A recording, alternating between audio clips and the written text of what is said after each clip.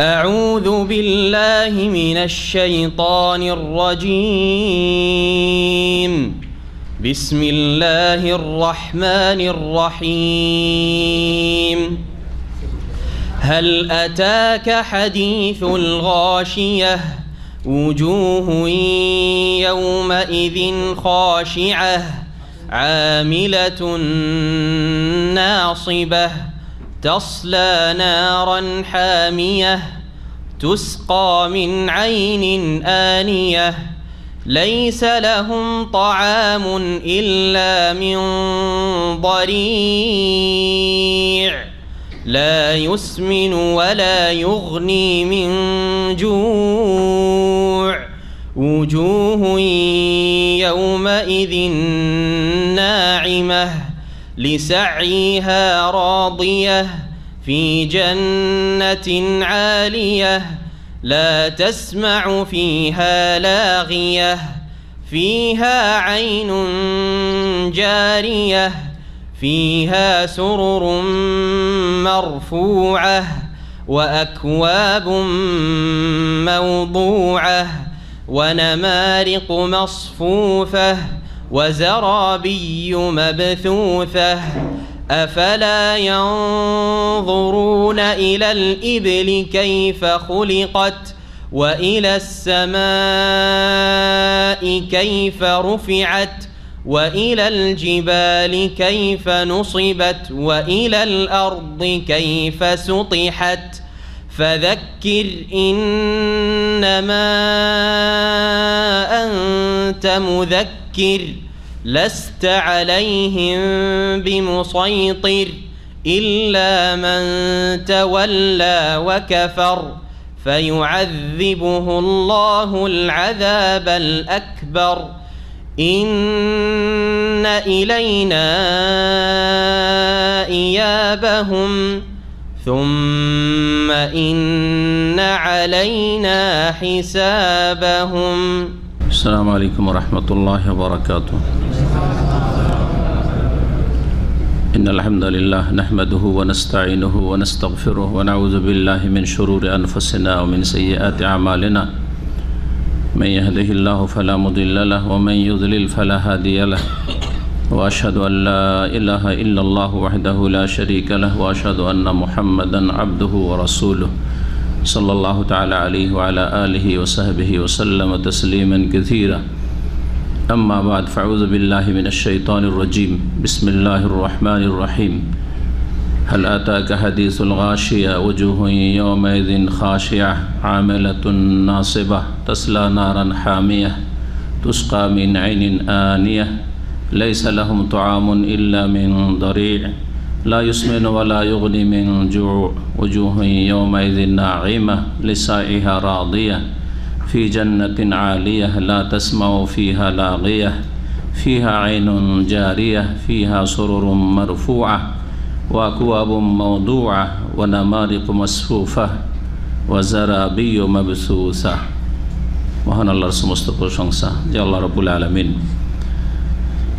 মানুষকে সৃষ্টি করেছেন এবং মানুষের এক সময় এই দুনিয়ার জীবনের সমাপ্তি রেখেছেন মৃত্যুর মাধ্যমে, আর তারপরে একটা জীবন রেখেছেন আল্লাহ রাব্বুল আলামিন বারজাখি জীবন, আখিরাত, কিয়ামত এবং দুনিয়ার মাঝখানের জগৎ যেটা পারলৌকিক জগৎ, কিন্তু সেটা কিয়ামতের পূর্বের জগৎ। আল্লাহ রাব্বুল আলামিন পরকালে মানুষকে দুই ভাগে ভাগ করবেন। যেমন দুনিয়াতে মানুষ দুই ভাগে বিভক্ত হয়েছে, সৎকর্মশীল সলেহীন এবং অসৎ মানুষ কাফেরিন ফাসিকিন পাপিষ্ট। দুনিয়ায় যেমন বিভক্ত হয়েছে তেমন আল্লাহ রাব্বুল আলামিন মানুষকে কিয়ামতের দিন দুই শ্রেণীতে ভাগ করবেন। এক শ্রেণীর মানুষকে আল্লাহ রাব্বুল আলামিন সম্মানিত করবেন, আর এক শ্রেণীর মানুষকে আল্লাহ রাব্বুল আলামিন লাঞ্ছিত করবেন আর নিচে নামিয়ে দেবেন। সুম্মা রাদাদনাহু আসফালা সাফিলিন।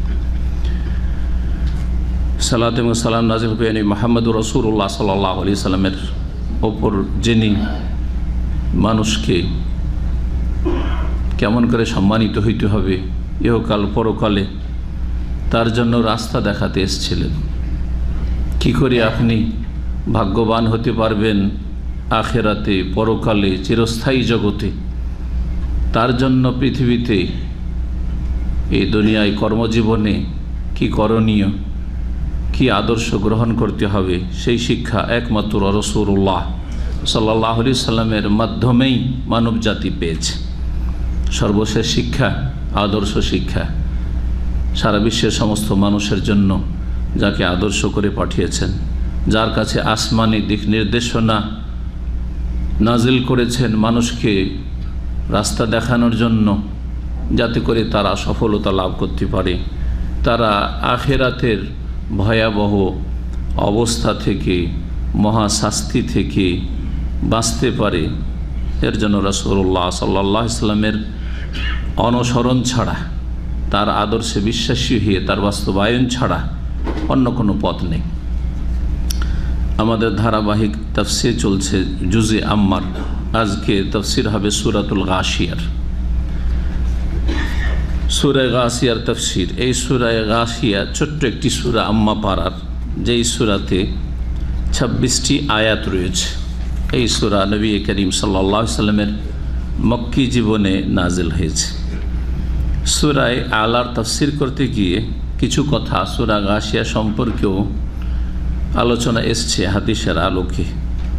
নবী করিম সাল্লাল্লাহু আলাইহি সাল্লাম থেকে নোমান বিন বশীর রাদিয়াল্লাহু তাআলা আনহু বর্ণনা করেন যে রাসূলুল্লাহ সাল্লাল্লাহু আলাইহি সাল্লাম ঈদের সালাতে এবং জুমার সালাতে সূরা ফাতিহার পরে দুটি সূরা পড়তেন। প্রথম সূরা হচ্ছে সাব্বিহিসমা রাব্বিকাল আ'লা, আর দ্বিতীয় সূরা হচ্ছে সূরাতুল গাশিয়া। এটি সহিহ মুসলিমের হাদিস। এছাড়া রাসূলুল্লাহ সাল্লাল্লাহু আলাইহি সাল্লাম ঈদের সালাত ছাড়া জুমার সালাতেও কি করতেন? এই সূরায়ে আ'লা এবং সূরায়ে গাশিয়া পাঠ করতেন। যেমন আবু দাউদ রয়েছে, নাসাঈতে রয়েছে, সহিহ মুসলিমে রয়েছে। সূরা গাশিয়া, এই সূরার বিষয়বস্তু হচ্ছে আখিরাত, কিয়ামত, যেই দিন ভয়ঙ্কর অবস্থা থাকবে, যেই দিন হক স্পষ্ট হয়ে যাবে সকলের ওপর, বাতিল স্পষ্ট হয়ে যাবে, যেই দিন হকপন্থীরা তাদের ন্যায্য হক ফিরিয়ে পাবে আর বাতিলপন্থীরা তাদের উচিত শাস্তি পাবে, যেদিন চূড়ান্ত ফয়সালা হবে, যেটা হচ্ছে ইয়াউমুল ফাসল, চূড়ান্ত ফয়সালার দিন কোরআনের ভাষায়, যেটা হচ্ছে ইয়াউমুল কিয়ামা, যেদিন সবাই আল্লাহর সামনে দাঁড়াবে। কিয়ামা মানে দাঁড়ানো, আল্লাহর সামনে দণ্ডায়মান হবে। যেই দিনটির নাম হচ্ছে আল গাশিয়া, সমস্ত মানুষকে বিপদ ঢেকে নেবে, বিপদ ঘিরে ফেলবে। এই কিয়ামতের অনেকগুলি নাম কোরআনে কারিমে, গুণবাচক নাম উল্লিখিত হয়েছে। সূরাতুল গাশিয়া এর নামকরণ এই গাশিয়া শব্দ থেকে। প্রথম আয়াতে রয়েছে হাল আতাকা হাদিসুল গাশিয়া। হাদিস মানে বিবরণ, হাদিস মানে বর্ণনা, হাদিস মানে কথা। আর গাশিয়া ইসিম ফাইল মুয়ান্নাসের সেগা, ওয়াহিদ মুয়ান্নাস। গাশিয়া ইয়াগশা থেকে, ওর মানে হচ্ছে ঢেকে নেওয়া, সমাচ্ছন্ন করা, আচ্ছাদিত করা, এসব মানে। সেই দিনের ভয়ঙ্কর অবস্থা মানুষকে চারিদিক থেকে ঢেকে নেবে। কোনো মানুষ এই ভয়ঙ্কর অবস্থা থেকে মুক্তি লাভ করতে পারবে না। নিজের ঈমান আমলের ভিত্তিতে আল্লাহর রহমত সেই দিন মানুষকে রক্ষা করবে। রব্বুল আলামিনের রহমত এবং আল্লাহর রহমত তাদের ওপর হবে সেই দিন যারা হচ্ছে মূলত ঈমানদার এবং সৎকর্মশীল। ইন্নাল্লাযীনা আমানু ওয়া আমিলুস সালিহাত কানাত লাহুম জান্নাতুল ফিরদাউসি নুজুলা। এই সূরা তাফসীর সরাসরি মহান আল্লাহ ইরশাদ করেছেন হাল আতাকা হাদিসুল গাশিয়া। হাল মানে কি? হাল মানে কি? জি, হাল একটি হারফ, এমন একটি অক্ষর, আরবি ভাষায় যতগুলি শব্দ আছে 3 ভাগে ভাগ করা হয়েছে, ইসম, ফেল এবং হারফ। ইসম যেগুলি হচ্ছে নাম, নাম সর্বনাম, এগুলি হচ্ছে সব হচ্ছে নাউন, প্রোনাউন সব হচ্ছে ইসম। আর ফেল ক্রিয়া, জি ভার্ব যতগুলি রয়েছে এগুলি হচ্ছে ফেল। আর হারফ হচ্ছে যে নিজে স্বয়ং সম্পূর্ণ নয়, অন্যের সাহায্য নিয়ে অর্থ প্রকাশ করে। শুধু হাল কোনো অর্থ প্রকাশ পাবে না, জি, কিন্তু হাল যখন আতাকার সাথে এসছে তখন নিজের অর্থ প্রকাশ করছে। এ হচ্ছে হারফের সংজ্ঞা। ফেলের মধ্যে কালও আছে, অনেকটা কালের সাথে সম্পর্কিত, 3টি কালের, আর তার অর্থ নিজেই অর্থ বহন করতে, অর্থ প্রকাশ করতে স্বয়ং সম্পন্ন। সে মেরেছে, সে খেয়েছে, সে খাবে, জি, সে খাচ্ছে, জি হ্যাঁ, অর্থ প্রকাশ করছে এবং তাতে একটা কালও রয়েছে। আর ইসম হচ্ছে নাম, কোন স্থান, ব্যক্তি, বস্তু, যে কোনো কিছুর একটা নাম, নিজের অর্থ প্রকাশ করতে পারে কিন্তু তাতে সময় কাল পাওয়া যায় না, কালের সাথে তার কোনো সম্পর্ক নেই। এ হচ্ছে হারফ। হাল মানে এমনি কি, কিন্তু এখানে কাদের অর্থে ব্যবহৃত, কাদটাও হারফ। কাদ মানে নিশ্চয়, নিশ্চয়। বেশ কিছু আরবি অক্ষর রয়েছে যেগুলির অর্থ নিশ্চয় হয়। তার মধ্যে একটি হচ্ছে কাদ, কাদ আফলাহা মান তাযাক্কা, নিশ্চয় সফল কামরা, জি। কাদ আফলাহাল মুমিনুন, জি। ঠিক এখানে হাল আতাকা মানে কাদ আতাকা হাদিসুল গাশিয়া, আল্লাহ জিজ্ঞাসা করছেন, কিন্তু জিজ্ঞাসা মানে এই নয় যে জিজ্ঞাসা করে আমাদের ছেড়ে দিচ্ছে, বরং এখানে নিশ্চিতভাবে আল্লাহ রাব্বুল বলতে চাইছেন যে নিশ্চয় এটা হয়েছে, এই খবর তোমাদের কাছে, এই কথাগুলি তোমাদের কাছে পৌঁছে গেছে, জি। তো বলছেন আল্লাহ রাব্বুল, হাল আতাকা হাদিসুল গাশিয়া। আতাকা, আতা মানে কি? আতা মানে আশা। মাশাআল্লাহ, আরবি জানছেন। আমি যদি এটাকে বলি আতা, আতা মানে কি? আতা নয়, আইন দিয়ে নয়।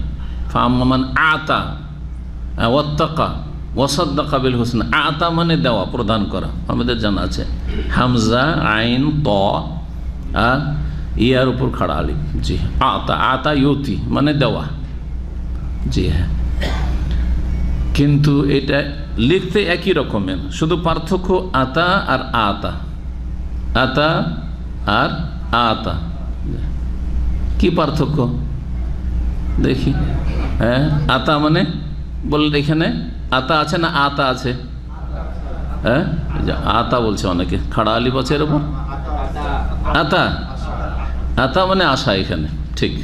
আর আতা মদ, খাড়া, খাড়া আলিফের উপরে, হ্যাঁ জি। এর মানে কি? আতাই তোকা, হ্যাঁ দিয়েছি, দেওয়া। ওই আতা আর আতা একই অর্থ, দেওয়া, জি। ওয়া আতাকুম মিন কুল্লি মা সাআলতুমু, আল্লাহ বলছে সূরা ইব্রাহিমে, আল্লাহ তোমাদেরকে প্রদান করেছেন, দিয়েছেন, মিন কুল্লি মা সাআলতুমু, যা তোমাদের মনটা চেয়েছে, তোমরা যা চেয়েছো, যা তোমাদের প্রয়োজন আল্লাহ মিটিয়েছেন। বরং আমরা বাস্তবে এমনি আল্লাহর কাছে যা চাই, তার চাইতে যেগুলো আমাদের প্রয়োজন কিন্তু চাইনি, বরং চাওয়ার ক্ষমতা ছিল না, সেগুলি অসংখ্য। আপনি চাইতে শিখেছেন হয়তো 15 বছর বয়স হওয়ার পরে, তার আগে তো হুঁশি ছিল যে কি চাইতে হবে আল্লাহর কাছে আর কি চাইতে হবে না, তাই না? সাবালক হয়েছেন, বুঝতে শিখেছেন, এখন ভালো চাইতে হবে আল্লাহর কাছে। চেয়েছেন, কটা চেয়েছেন? হাতে গোনা কয়েক কিছু চেয়েছেন হয়তো। মুমিন হইলে দুনিয়া আখেরাত দুই জগতের কিছু চেয়েছেন, কিন্তু চাওয়ার বয়স হওয়ার আগে যেগুলি আল্লাহ দিয়েছেন, মায়ের পেট থেকে শুরু করে, তার আগে থেকে শুরু করে, তারপরে মাতৃগর্ভ দুনিয়া আসা, তারপরে আপনার বাল্য জীবন, ওয়া আতাকুম, তোমাদেরকে আল্লাহ দিয়েছেন, জি হ্যাঁ। কত কি দিয়েছে চিন্তা করুন তো দেখি। সুস্থতা, খাদ্য, পানীয়, শ্বাস প্রশ্বাস, নিরাপত্তা, তারপরে মা বাবার মায়া মমতা, তাদের প্রতিপালন, পরিচর্যা, এইসবগুলি যদি না দিতেন, সুস্থ হয়েই পয়দা হয়েছেন মায়ের পেট থেকে, কিন্তু অসহায় ছেড়ে দিয়েছেন, বেপরোয়া ছেড়ে দিয়েছেন। তুই মর না হয় বাঁচ, তোর পেশাব পায়খানা কে উঠাইতে পারবে? ওইসব কে ময়লা আবর্জনা গন্ধ বরদাস্ত করতে পারবে? তো এখানে আসতে পারতেন? হুঁশ তো নেই, মনে করছেন যে এইরকমই চিরকাল ছিলাম। তাদের হক ভুলে গেছেন। তারা যেই সময় আপনাকে বড় করেছে সেই সময় আপনি অসহায় ছিলেন আপনি, জি, এবং আপনার জন্য সার্বিক কল্যাণ চেয়েছে। আপনি দীর্ঘায়ু হন, দীর্ঘদিন বাঁচুন, দীর্ঘদিন সুস্থভাবে থাকুন, আপনি সারা জীবনটা সুস্থ থাকেন। চেয়েছেন না? চাই নাই? মা বাবা এটাই চেয়েছেন না? আর মা বাবা বৃদ্ধ হইলে যতই ভালো মানুষ হন না কেন, তাদের সুস্থতা চাইলেও যখন তারা বেশি অসুস্থ হয়ে যায় তখন জানটাকে ছাড়াবার চেষ্টা করেন। কথা বুঝতে পারছেন না? পারছেন না? অর্থাৎ কি চেষ্টা করেন আপনারা? ও আল্লাহ সুস্থ করুক, আর না হলে সহি সালামত দুনিয়া থেকে চলে যাক, ঠিক কিনা? আর বরদাস্ত করতে পারছেন না, পেশাব পায়খানা টানতে পারছেন না, আর মানে এই বাপ মা যে অচল হয়ে গেছে, বিছানা ধুয়ে নিয়েছে, বাথরুমে নিজে যেতে পারছে না, কাপড় নিজের কোনো রকম ঠিক রাখতে পারছে না, আর বরদাস্ত হচ্ছে না, যেন আপনার মাথার বোঝা হয়ে গেছে। আপনার স্ত্রীর জন্য তো বড় মহাবিপদ হয়ে গেছে, ঠিক কিনা বলেন? তাহলে এক সময় বাপ মা মানুষ করেছে, সেটাকে এই বাপ মায়ের বার্ধক্যের সময়ের সাথে তুলনা করে দেখেন তো। বাপ মায়ের দৃষ্টিভঙ্গিটা আপনি যখন অসহায় শিশু ছিলেন তখন কি দৃষ্টিভঙ্গি ছিল, আর আপনার দৃষ্টিভঙ্গিটা বৃদ্ধ বাপ মায়ের ক্ষেত্রে কী রকম দৃষ্টিভঙ্গি? খেদমত করলেও, খেদমত যারা করছেনও তারাও আর বরদাস্ত করতে পারছেন না, আর ভাই পেশাব পায়খানা টানা যাচ্ছে না। সুবহানাল্লাহ, চিন্তা করতে পেরেছেন না? বুঝতে পারছেন না কথা? যদি বুঝে থাকেন তাহলে সেই হিসাবে অন্তরটাকে ঠিক করবেন এবং সেই রকমই আগে অন্তরে সংশোধন করবেন। অন্তরের সংশোধন হইলেই তখন কথা কাজ ভালো হবে।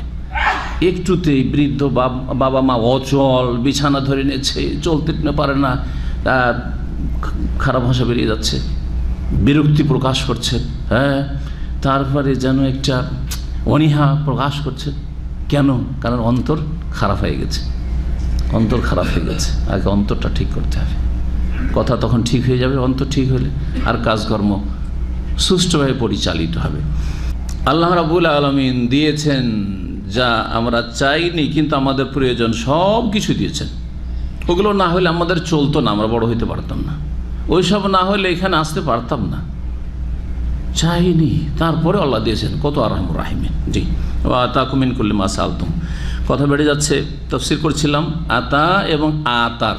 তাহলে এবার বুঝতে পার, আতা মানে হচ্ছে আশা, আর আতা মানে দেওয়া। জি হ্যাঁ, কি পড়বেন এখানে? হাল আতাকা, হাল আতাকা পড়বেন না। যারা শুদ্ধ পড়েন না, কোথা থেকে কোথায় অর্থ পাঠিয়ে দিলেন, তোমাদের কাছে এসে কিছে কি, তোমাকে দিয়েছে কি, কত বড় ভুল করে ফেলেন আপনি। এইরকমই আমিন বলতে গিয়ে অনেকে ভুল করেন। আমিন না আমিন? আমিন মানে ইস্তাজিব, ইয়া রব, হে আল্লাহ কবুল করো। আমিন মানে এসিম ফেল, শব্দটি তো এসিম কিন্তু অর্থ ফেলের, ইস্তাজিব আমর হাজের, কবুল করো। কিন্তু যদি আমিন বলেন, আল্লাহ আমিন, যে জানে না সেটু আমিন। আমিন আর আমিন ওর পার্থক্য কি? ও তো বুঝে না কিছু, একটা বললেই হইল। আমিন মানে কি? বিশ্বস্ত। আমিন মানে আমানতদার। ওয়াহাজ আল বালাদিল আমিন। আবার এখানে যদি বল ওয়াহাজ আল বালাদিল আমিন, কি বিপদ করলেন আপনি, ঠিক না? তাহলে কোরআন শুদ্ধ পড়তে শিখতে হবে, কোরআন শুদ্ধ পড়তে শিখতে হবে, কোরআনের অর্থ বুঝতে শিখতে হবে, যে আমি আমিন বললে কি বললাম, আর আমিন বললে কি বললাম, আতাকা বললে কি বললাম, আর আতাকা বললে কি বললাম।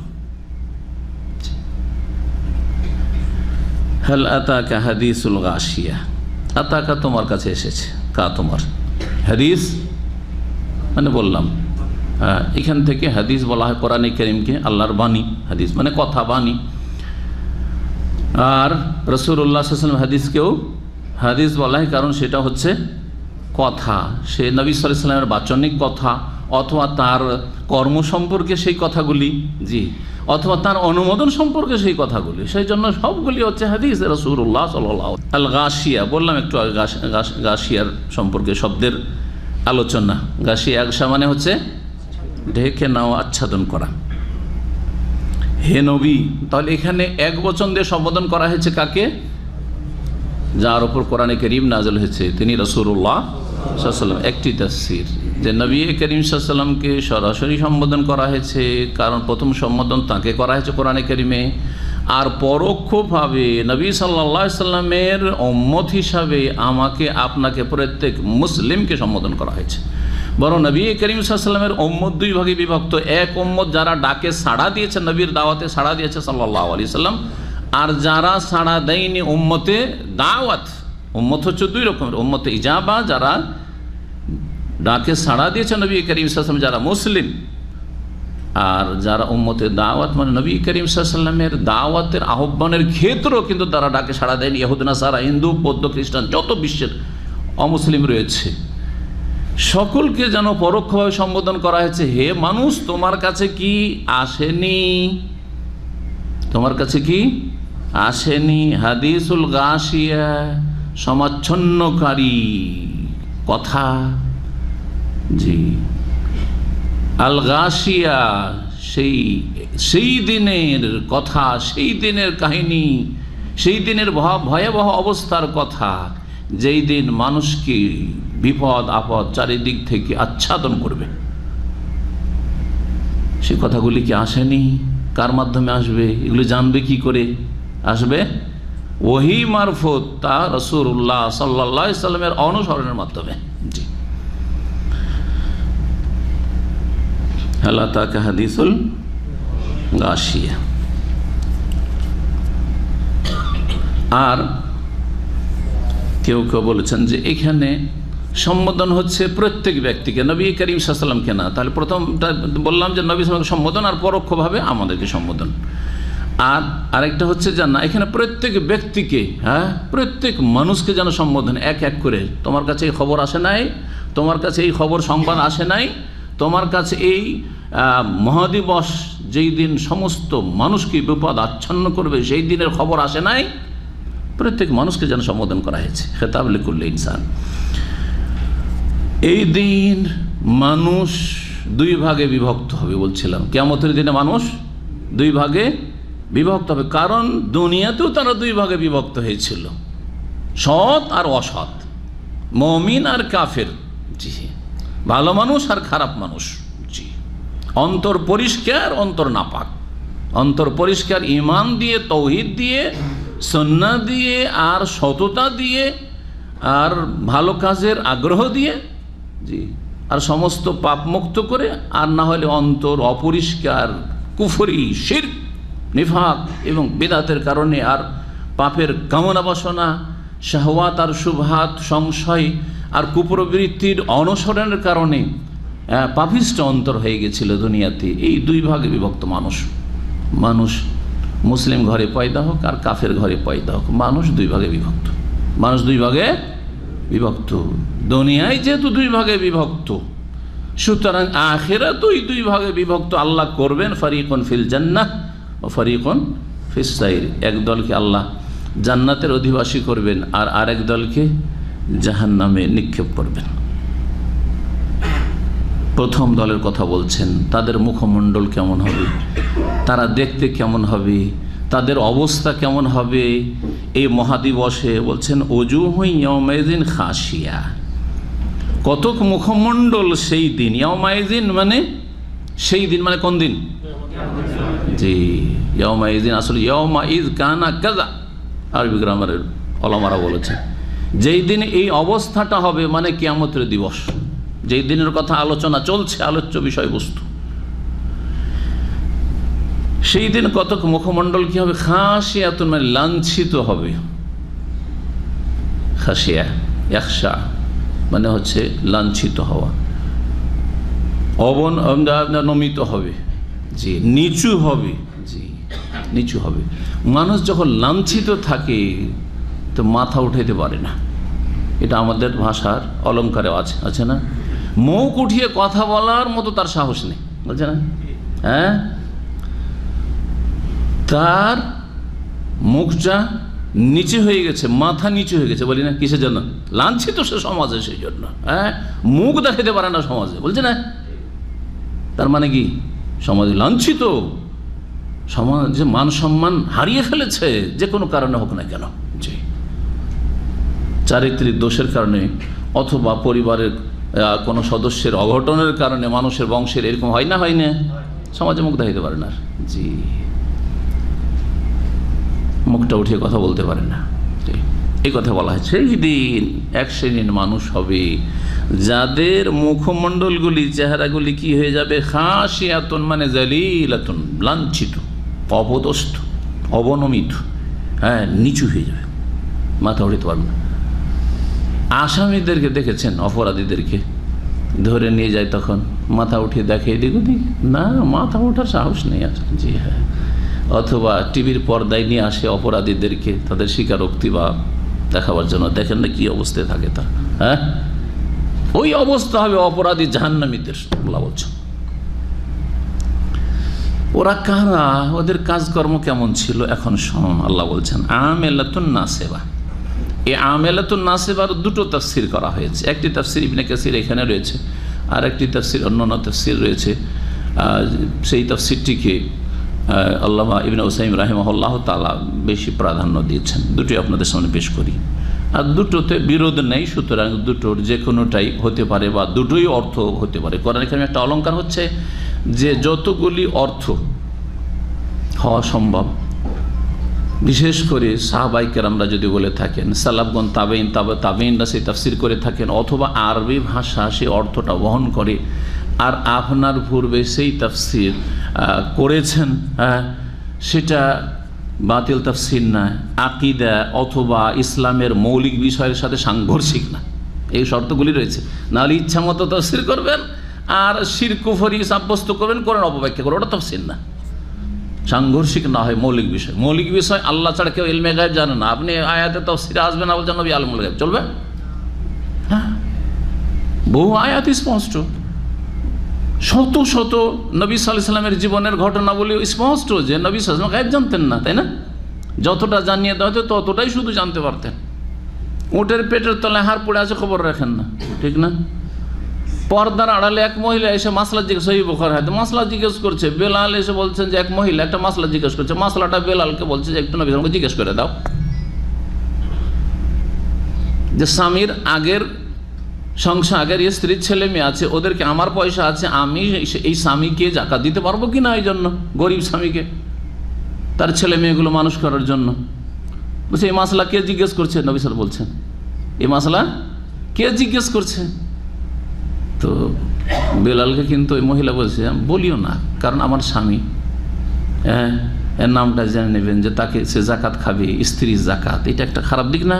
দেখেন স্বামীর তাহলে শ্রদ্ধা কত একজন স্ত্রীর অন্তরে হওয়া উচিত, এই সম্মানের খেয়াল রেখে বলেছে ওয়ালা তুখবিরহু মান নাহনু, বলিও না যে আমি কে মাসলা জিজ্ঞেস করছি, কার কে। কিন্তু নবীকে জিজ্ঞাসা করে উপায় তো নেই, বলতেই তো হবে, এখন তো বলা যাবে না যে বলবো না। বলছেন ইয়া রাসূলুল্লাহ, জাইনাব আছে। নবী সাল্লাল্লাহু আলাইহি সাল্লামকে জাইনাব বলার পরও জানতে পারছেন এই জাইনাব আমার মেয়ে না আমার স্ত্রী, দুই জাইনাব ছিল স্ত্রী নবী সাল্লাল্লাহু আলাইহি ওয়াসাল্লাম, তাই না?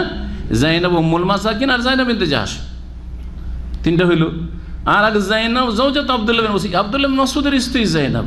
এই কয়েক জাইনাব, আবু জাইনাব মদিনা আছে, আইজু জায়ানিব, কোন জাইনাব মাসলা জিজ্ঞেস করছে? তারপরে নবী আলিমুল গায়ব, তারপর নবী আলিমুল গায়ব আর হাজির নাজির হয়ে গেলেন। মুশরিকদের আকীদা বড় শিরক, এটা আল্লাহর ইলমে গায়বে শরীক করে দেওয়া। তা আপনি খেয়াল খুশি তফসির করবে, এটা চলবে না। তফসির যাতে করে দ্বীনের মৌলিক বিষয়গুলির সাথে সাংঘর্ষিক না হয়। জি, আমেলাতুন নাসিবা, আমেলা ইসিম ফাইলের সিগা ওয়াহিদ মুয়ান্নাস, আমেলা ইয়ামালু থেকে, তাই না? আমেলা মানে ওই যে কতক চেহারা বলা হয়েছে, কতক মুখমণ্ডল, ওজুহুন, এখানে আসলে আছে ওজুহুন আমেলাতুন নাসিবা, কতক মুখমণ্ডল বা কতক ব্যক্তি এমন হবে আমেলাতুন, যারা কঠোর পরিশ্রম করেছে দুনিয়াতে। এই আমেলাতুন ফিদ দুনিয়া, কঠোর পরিশ্রম করেছে, আমল করেছে, এমন না যে বেআমল বেদিন ছিল, বদ্দিন ছিল, এর আগে একদিন বলেছি কিন্তু আপনাদেরকে, বেদিন আর বদ্দিনের পার্থক্য। বেদিন যারা কোনো আমল করে না আখেরাতের জন্য, হ্যাঁ, শুধু দুনিয়ার জন্য কাজ করে, এরা বেদিন। ওদের পেট শুধু দরকার, পেটের ক্ষুধা মেটাই তারা, আর লজ্জা স্থানের যৌন ক্ষুধা মেটাই। এই দুই ক্ষুধা মেটাই পশুর মতো। তাদের চরিত্র, চিন্তা চেতনা হচ্ছে পাশবিক। হাইওয়ান, একটা গরু ছাগল, হ্যাঁ, একটা কীট পতঙ্গ, তার চিন্তা চেতনা দুটা, পেট আর কি লজ্জা স্থান, যৌন চাহিদা পূরণ করা আর পেটের চাহিদা পূরণ করা। তো বেদিনদের টার্গেট হচ্ছে দুটো পৃথিবীতে, বেশি পয়সা, হ্যাঁ, বেশি প্রভাব, বড় নেতৃত্ব, দুনিয়ার স্বার্থ, জি, পেটের স্বার্থ হাইলাইট। আর যৌনক্ষুধা আছে, সুতরাং জি, যৌনক্ষুধা নিবারণ। আর সেটা বিবাহের মাধ্যমে হইতে পারে, যদি নামে মাত্র মুসলিম হয়, আর জিনাতে হইতে পারে। আর যদি এতে বিশ্বাসী, বিবাহতে বিশ্বাসী না হয়, যেমন আজকাল অধিকাংশ বেদিন, তো যৌনক্ষুধা বাস, লিভ টুগেদার, যেভাবে হোক না কেন, সে সমকামিতাও তাদের হইতে পারে, পুরুষে পুরুষে বিয়ে হইতে পারে, মহিলা মহিলা বিয়ে হইতে পারে, তাই না? এই পাশবিক চরিত্র বেদিনেরা। আর বদ্দিন কারা? যার আখেরাতের জন্য কর্ম করে কিন্তু ভ্রান্ত কর্ম করে, শিরকি আমল করে, বেদাতি আমল করে, এক আল্লাহর জন্য করে না, মনে করে যাদের জন্য করছি তারা আমাকে পার করে দেবে, তারা আমাকে জাহাজে করে নিয়ে চলে যাবে হাসরের মাঠে। জি, যাদেরকে সন্তুষ্ট করতে চাইছে তারা উদ্ধার করে দেবে সেই হাসরের মাঠে। অথবা আল্লাহর জন্য করলেও রাসূলুল্লাহ তরিকে করে না, এত বড় বড় হুজুরে কিবলা, এত বড় বড় ইমাম আজম ছিলেন, তাদেরকে মানতেই হবে। তারা কি ভুল করতে পারেন? রসুলের মতো করে মানা শুরু করলো সাল্লাল্লাহু আলাইহি ওয়াসাল্লাম, বুঝতে পারছেন না? সুতরাং বেদাতি কাজ শুরু করলো, সালাত আদায় করে, নামাইতো পড়ে, যায় নামাজের দোয়া পড়ে, ইক্তাদায় তো বিহাজাল ইমাম পড়ে, সালাতের পর সম্মিলিত মোনাজাত করে। কারণ এত বড় বড় আলেমরা করেছেন, নবী সাল্লাল্লাহু করেছেন না, ওটা দেখার বিষয় না, এত বড় আলেমরা করেছেন। মিলাদ করে, নবী সাল্লাল্লাহু করেছেন, এটা দেখার বিষয় না। আরে এত লাখ লাখ খুঁজে আমাদের সবাই করছে, আর আপনি কি বলেন? এটা আপনারা কয়জন বলছেন যে এটা করা যাবে না? সবাই তো বলছে করতে হবে, তাই না? জি হ্যাঁ, এদের সম্পর্কে এ আয়াত। আমেলা, তারা আমল করেছে, কর্ম করেছে, বদ্দিন ছিল, জি, আমল তো করেছে না, সেবা এবং শুধু আমল না, কঠোর পরিশ্রম করেছে, পরিশ্রান্ত হয়ে গেছে, ক্লান্ত হয়ে গেছে আমল করে। এত আমল করেছে যে ক্লান্ত হয়ে পড়েছে, কঠোর পরিশ্রমী। জি,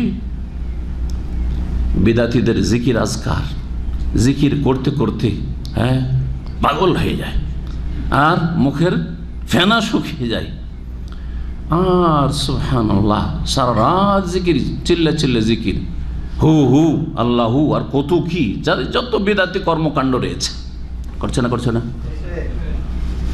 বাপ মায়ের জন্য খরচ করতে গিয়ে, বাপ মাকে জান্নাতে পাঠাবে সেই জন্য খরচ করতে গিয়ে 2, 4, 5 লাখ 10 লাখ টাকা ধসিয়ে দিল, কঠোর 50 লাখ, 50 লাখও খরচ করে, আমল করেছে, কিন্তু নবী সাল্লাল্লাহু আলাইহি ওয়াসাল্লামের তরিকায় না, সেবা কঠোর পরিশ্রম করেছে, 2, 4, 5 বছরের পরিশ্রম করা টাকা সব খরচ করে দিয়েছে বাপ মায়ের জন্য, বাপ মায়ের জন্য খরচ করলাম। তারপরও তাসলা নারান হামিয়া, প্রবেশ করবে, তাসলা সালিয়া আসলা মানে হচ্ছে, বা সালাহ আসলা মানে হচ্ছে দাখিল হওয়া, প্রবেশ করা, নারান হামিয়া, জি, জ্বলন্ত উত্তপ্ত আগুনে।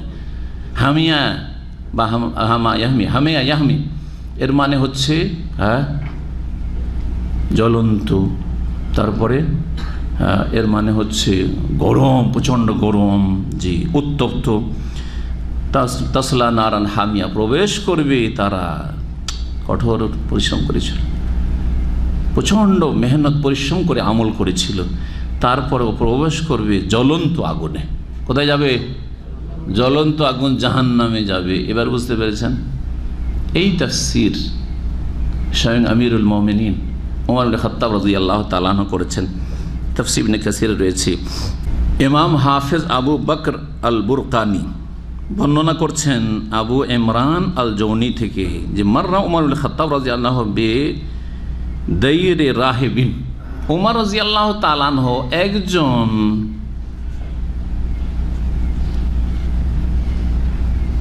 ধর্মগুরু রাহেব, খ্রিস্টানদের রাহেব বলা হয় খ্রিস্টানদের যারা ধর্মযাজক, ধর্মগুরু। এই রাহেবের ইবাদতখানা বা উপাসনালয়ের পাশ দিয়ে অতিক্রম করছিলেন। বনে জঙ্গলে তারা একটা কোণে ঘর তৈরি করত, আর সেখানে সংসার ত্যাগী বৈরাগী হয়ে একেবারে একাকী জীবনযাপন করত, আর কঠোর পরিশ্রম করে ইবাদত করত। তাদের না খাওয়া দাওয়া, না কোনো রকমের ভালো পরিষ্কার পরিচ্ছন্নতা, আর না তাদের বিবাহ শাদী, আর না তাদের পৃথিবীর নিয়ামতের সাথে কোনো সম্পর্ক। খেয়ে না খেয়ে কঠোর পরিশ্রম করে ইবাদত উপাসনা করা, এই ছিল কাজ এই রাহেবের।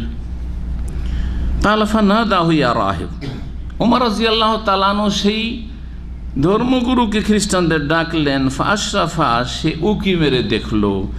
কাল ফাজালা ওমর ইয়ানজুর ইলাইহি ওয়া ইয়াবকি, ওমর রাদিয়াল্লাহু তাআলা আনহু ওর দিকে তাকিয়ে কান্না শুরু করে দিলেন, কাঁদতে লাগলেন। কাঁদতে লাগলেন এই লোকের কঠোর পরিশ্রম দেখে, মেহনত দেখে, তার ইবাদতে উপাসনায়। ফাকিল লাহু ইয়া আমির আল মুমিন মা ইউবকিক মিন হাযা। সাথী সঙ্গীরা ছিলেন, সম্ভবত শাম দেশের সফরে যাচ্ছিলেন, কারণ ওই দেশে খ্রিস্টান ছিল বেশি, প্যালেস্টাইনে, শাম দেশে। ওমর রাদিয়াল্লাহু তাআলা আনহু ফিলিস্তিন প্যালেস্টাইন বিজয়ের পরে সফর করে স্বয়ং নিজেই গিয়েছিলেন সেখানে এই খ্রিস্টানদের সাথে চুক্তিপত্রে সই করার জন্য বা চুক্তি সম্পাদন করার জন্য। ওমর রাদিয়াল্লাহু তাআলা কান্না দেখে তার সাথী সঙ্গীরা সহচররা বললেন যে, হে আমিরুল মুমিনিন, এই লোককে দেখে আপনার কান্নার কারণ বা কি? কাফের, হ্যাঁ, বিজাতি খ্রিস্টান, এর অবস্থা দেখে আপনি কাঁদছেন কেন? কালা যাকারতু কাওলাল্লাহি আযজা ওয়া জাল্লা ফি কিতাবিহি আমিলাতুন নাসিবা তাসলা নারান হামিয়া। মহান আল্লাহর কোরআন কারীমে সূরা গাশিয়াতে যে আয়াত রয়েছে, এই আয়াত স্মরণ হয়েছে এই লোকের ক্ষেত্রে, এই শ্রেণীর লোকের ক্ষেত্রে, লোকদের ক্ষেত্রে। বলি আমার কান্না শুরু হয়েছে। আমেলাতুন নাসিবা, আমল করবে তারা, নাসিবা কঠোর পরিশ্রমী হবে, পরিশ্রান্ত আর ক্লান্ত হয়ে যাবে মেহনত পরিশ্রম করে ইবাদত বন্দেগীতে। তারপরেও তাসলা নারান হামিয়া, জ্বলন্ত উত্তপ্ত আগুনে প্রবেশ করবে। ফাযালিকাল্লাযী আবকানি, হায় এর অবস্থা দেখে আমি কেঁদে ফেলেছি, কান্না থামতে পারিনি। ইস, এত পরিশ্রম, এত মেহনত, জীবনের কোনো স্বাদ নিল না সারা জীবন। দুনিয়াতেও আযাব, দুনিয়াতেও আযাব শাস্তি, আর মরলেও আযাব, মরলেও আযাব, এত পরিশ্রম করে। কারণ আসমানি দিক নির্দেশনা, হেদায়েতনামা মোতাবেক আদর্শ তার কাছে নেই, ভ্রান্ত পথের পথিক, ভ্রান্ত পথে মেহনত হয়েছে। যেমন সূরাতুল কাহফের শেষ দিকে আল্লাহ বলেছেন, কুল হাল নুনাব্বিউকুম বিল আখসারিনা আমালা আল্লাযীনা দাল্লা সাইয়ুহুম ফিল হায়াতিদ দুনিয়া ওয়া হুম ইয়াহসাবুনা আন্নাহুম ইহসিনুনা সুনআ। হে নবী, বলে দাও, হাল নুনাব্বিউকুম বিল আখসারিনা আমালা, তোমাদেরকে বলে দেব কি ওই সব লোকদের সম্পর্কে যারা কর্ম করে, আমল করেও অধিক ক্ষতিগ্রস্ত, আমল করেও বেশি ক্ষতিগ্রস্ত। ডিউটি করলেন, বেতন পেলেন, আরো মার খেলেন কফিলের কাছে। আপনার মতো ক্ষতিগ্রস্ত আর কি আছে, তাই না? ডিউটি করলেন, বেতন পাওয়া উচিত ছিল, হ্যাঁ, বেতন পেলেন না, আর মার খেলেন, লাঞ্ছিত। একটা লোক ডিউটি করেনি, বেতনও পায়নি, মারও খায়নি, ইজ্জতের সাথে বাড়ি ঘরে আছে, যায়নি ডিউটিতে। বেশ, ওর একটা ক্ষতি হইলো, বেতনটাই পায়নি, আর কোনো ক্ষতি নেই, তাই না? আর এক লোক ভালো সহি ডিউটি করেছে, সুন্দরভাবে ডিউটি করেছে, বেতন পেয়েছে, হক পেয়েছে, সম্মান পেয়েছে, ইজ্জতের সাথে বিদায় হয়েছে। কত সম্মানিত। জি, বেশি ক্ষতিগ্রস্ত আর লাভবান। তাহলে তিন শ্রেণীর লোকের কথা বললাম কি বললাম না? বুঝতে পেরেছেন কথা? জি, বেশি ক্ষতিগ্রস্ত, শুধু ক্ষতিগ্রস্ত, আর সফল, লাভবান। জি, সফল হইতে হবে, সেটা হচ্ছে সঠিক তরিকার আমল করতে হবে। জি হ্যাঁ, সঠিক তরিকার আমল করতে হবে, আমল সঠিক, সুতরাং প্রতিফল নিশ্চিত, ভালো ফলাফল নিশ্চিত। ক্ষতিগ্রস্ত বেশি, ওই আয়াতের কথা, সূরা কাহফের আয়াতের কথা বলছিলাম। কারা বেশি ক্ষতিগ্রস্ত আমল করেও? আল্লাযীনা দাল্লা সাইয়ুহুম ফিল হায়াতিদ দুনিয়া, ওরা যাদের মেহনত পরিশ্রম আমলগুলি হয়েছিল ভুল পথে, পার্থিব জগতে তাদের মেহনত হয়েছিল দাল্লা, ভ্রান্ত পথে, গুমরাহির পথে, ভুল পথে মেহনত করেছিল। ওয়া হুম ইয়াহসাবুন, কিন্তু তারা ভুলকে ভুল বুঝেনি। কি মনে করেছিল? তাদের ধারণা ছিল আন্নাহুম ইউহসিনুনা সুন্নাহ, তারা ভালো কাজ করছে, ভালো কথা বলছে। নামাজ তো পড়ছি, তোমরা পড়ো না, তোমাদের নামাজ হয় না, তুমি নিয়তি করো না। ভালো কাজ করছে নিয়ত পড়ে, জায়ের নামাজের দোয়া পড়ছি, এমনি দাঁড়িয়ে যাবে এসে জায়ের নামাজের দোয়া পড়লাম, ভালো কাজ করছি। একতাইতে তো বেহাজ আলম পড়লাম, আরে আমি ইমামতি করবো তো বলবো না আনা ইমামুল লিমান হাজার আমালামি হাজার। আরে দোয়া আপনারা উঠিয়ে দিবেন, ধীরে ধীরে সবই উঠিয়ে দিবেন আপনারা। হ্যাঁ, আল্লাহ দোয়া করতে বলেনি, আল্লাহ সম্মিলিত দোয়া করতে বলেছেন। আর বলেছেন যে ইমামকে ভেড়া দাও, তোমার কি দরকার না দরকার সব ইমাম জানে, তুমি কিচ্ছু জানো, শুধু আমিন আমিন করতে থাকো। আছে কোথাও? তাহলে দোয়া করতে বলেছেন মানে একসাথে দোয়া করতে, আর ইমামকে ভেড়ে দিতে। আমার গরজ ইমাম কি করে পুরা করবে আল্লাহর কাছে? কথা বুঝছেন না? নাই সম্মিলিত মোনাজাত যুক্তিসঙ্গত, না কোরআন হাদিস সম্মত, না যুক্তিতে টিকে, না কোরআন হাদিসে দলিলে টিকে। দোয়া করবেন আপনার প্রয়োজনে, আপনি দোয়া করবেন। দোয়া করবেন যখন যখন বেশি বেশি দোয়া কবুল হওয়ার চান্স, তখন দোয়া করার চেষ্টা করবেন। জি, আপনি আপনার দরখাস্ত, আপনার আরজি আপনার রবের কাছে পেশ করে, আমি আমার রবের কাছে পেশ করব। আপনার আরজি আমি কি জানি যে আপনার কি দরকার না দরকার? আমি আমার দরকার জানি, আমার প্রয়োজন জানি। বহু বিদআত যারা করছে আর শিরক করছে, কিসের জন্য শিরক করছে? মাজারে সেজদা করছে কিসের জন্য? জান্নাত পাওয়ার জন্য, যে এই যাকে সেজদা করছে জান্নাতে নিয়ে যাবে। পীরের মুরিদ হচ্ছে কিসের জন্য? এই পীর বড় বড় জাহাজ নিয়ে আসবে, বোঝা গেছে না? আর ঘাম কোথায়? ও ঘামের কোনো চিন্তাই নেই। পীর আছে কোনো চিন্তা নেই, কার ঘাম হবে? যার পীর নেই। যার পীর নেই সে ঘামে ডুববে, বোঝা গেছে? অহম ইয়াহসাবুনা আন্নাহুম ইউহসিনুনা সুন্নাহ, মনে করছে খুব ভালো কাজ করছে, কিন্তু সবচেয়ে বেশি ক্ষতিগ্রস্ত, সবচেয়ে বেশি ক্ষতিগ্রস্ত। ভালো করে শোনেন। জি, নবী করিম সাল্লাল্লাহু আলাইহি সাল্লামকে জীবনে প্রত্যেকটি ক্ষেত্রে আদর্শ মনে করে আর তার লাইফটা জেনে তার তরিকা মোতাবেক ইসলাম পালন করতে হবে, তাহলে আল্লাহ কবুল করবেন। এটা হচ্ছে ইসলাম, এটা হচ্ছে আদর্শ, এটা হচ্ছে উসওয়াতুন হাসানা, উত্তম আদর্শ।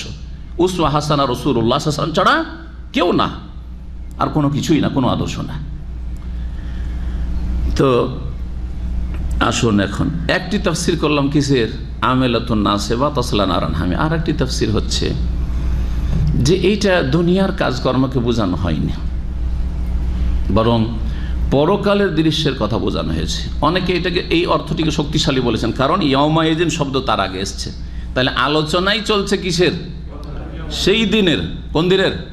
কিয়ামতের দিনের। কিয়ামতের দিনে আমেলাতুন নাসিবা তাসলা নারান হামি, তাহলে দুনিয়ার কথা নয়, এটা তারা বলতে চেয়েছে। আমেলাতুন নাসিবা, জি, কর্মক্লান্ত হবে। আমেলা মানে কর্মক্লান্ত হবে, কর্ম করে মেহনত করে যেমন মানুষ ক্লান্ত হয়, সেই ক্লান্তি থাকবে জাহান্নামীদের শরীরে, চেহারায়।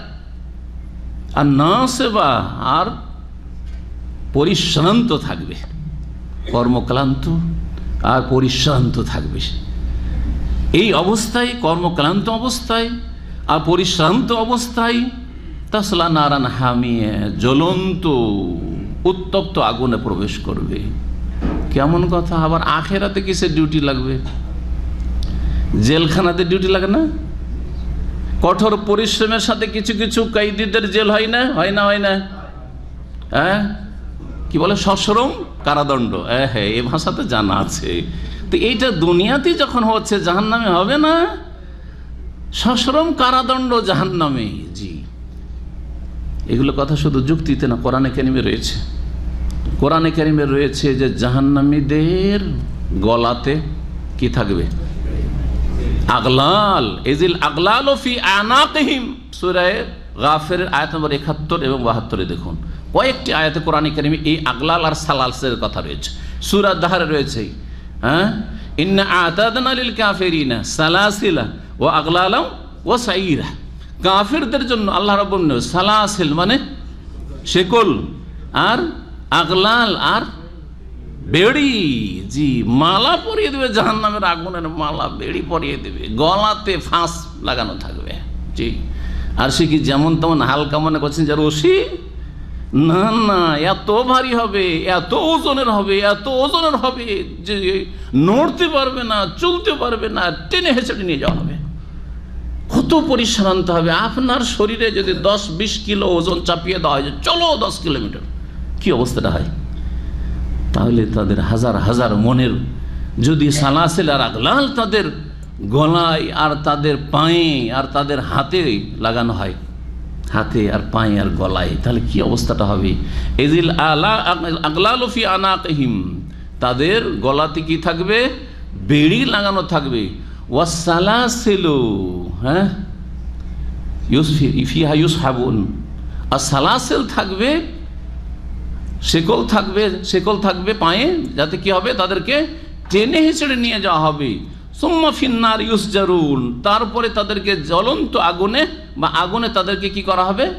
জ্বালানো হবে। সূরা ইয়াসিনে রয়েছে, ইন্না জাআলনা ফি আনাকিহিম আগলালান, জি আগলাল, কোথাও আগলাল সালাসিল দুটোর কথা রয়েছে, কোথাও আগলাল কথা রয়েছে।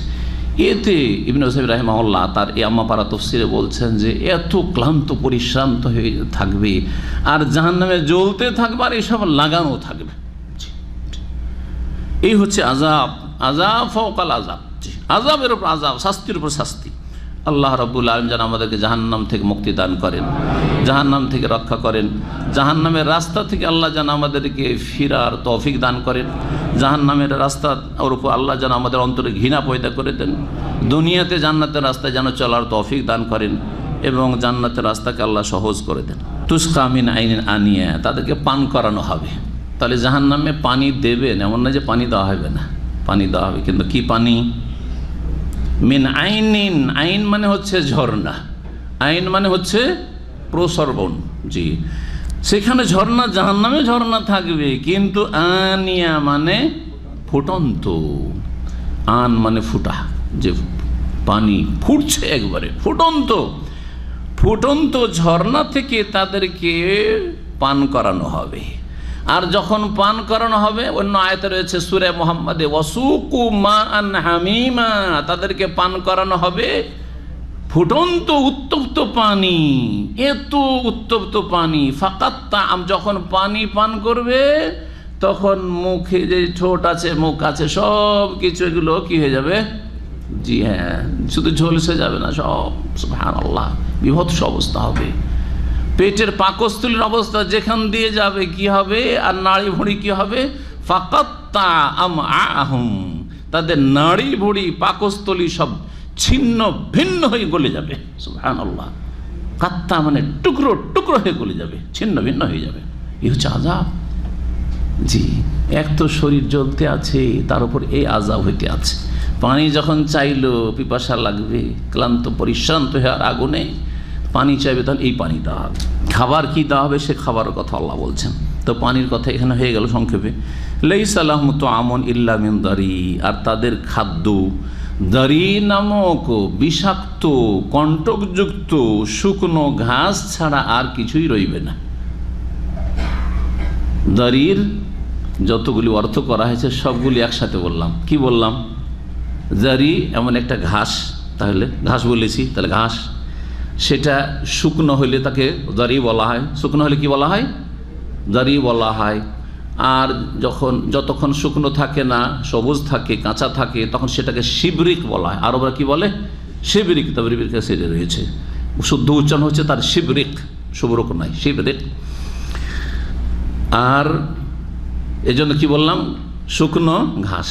আর যখন শুকিয়ে যায় সেটা বিষাক্ত হয়ে যায়, কোনো পশুতে খায় না, গবাদি পশুতে। এমনি উঁটে খায় যখন হ্যাঁ তাজা থাকে, সবুজ থাকে, কিন্তু শুকিয়ে গেলে এত বিষাক্ত হয়ে যায় আর এত কাঁটাযুক্ত, তার সাথে সাথে সেই জন্য বলেছি কণ্টকযুক্ত, বলেছি না, কাঁটাযুক্ত। তার এতগুলি অর্থ রয়েছে জারি। জারি হচ্ছে ঘাস প্লাস শুকনো, শুকিয়ে গেলে বিষাক্ত, আর তার সাথে কণ্টকযুক্ত, জাত শৌকিন, জি, কাঁটাযুক্ত। কাঁটা আর কাঁটা, কাঁটাতে মুখ, এক তো মুখ দেওয়া যায় না। তারপরে উঁটে খেতে পারে, যখন কাঁচা থাকে তখন একটু নরম থাকে, কাঁটাগুলো খেতে পারে। শুকিয়ে গেলে কাঁটা আরও শক্ত হয়ে যায় আর মুখ দিতে পারে, তার সাথে বিষাক্ত হয়ে যায়, বিষাক্ত হয়ে যায়।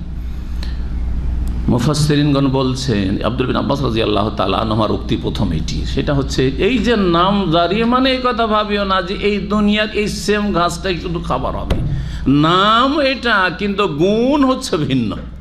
নাম এটা, কিন্তু গুণ হচ্ছে, তাহলে গুণ যে কত মারাত্মক শাস্তির গুণ হবে, এতে মারাত্মক কষ্টদায়ক হবে আল্লাহ ভালো জানে। যেমন জান্নাতে যেসব নিয়ামতের কথা রয়েছে, জান্নাতে দুধ আছে না, আছে না নেই?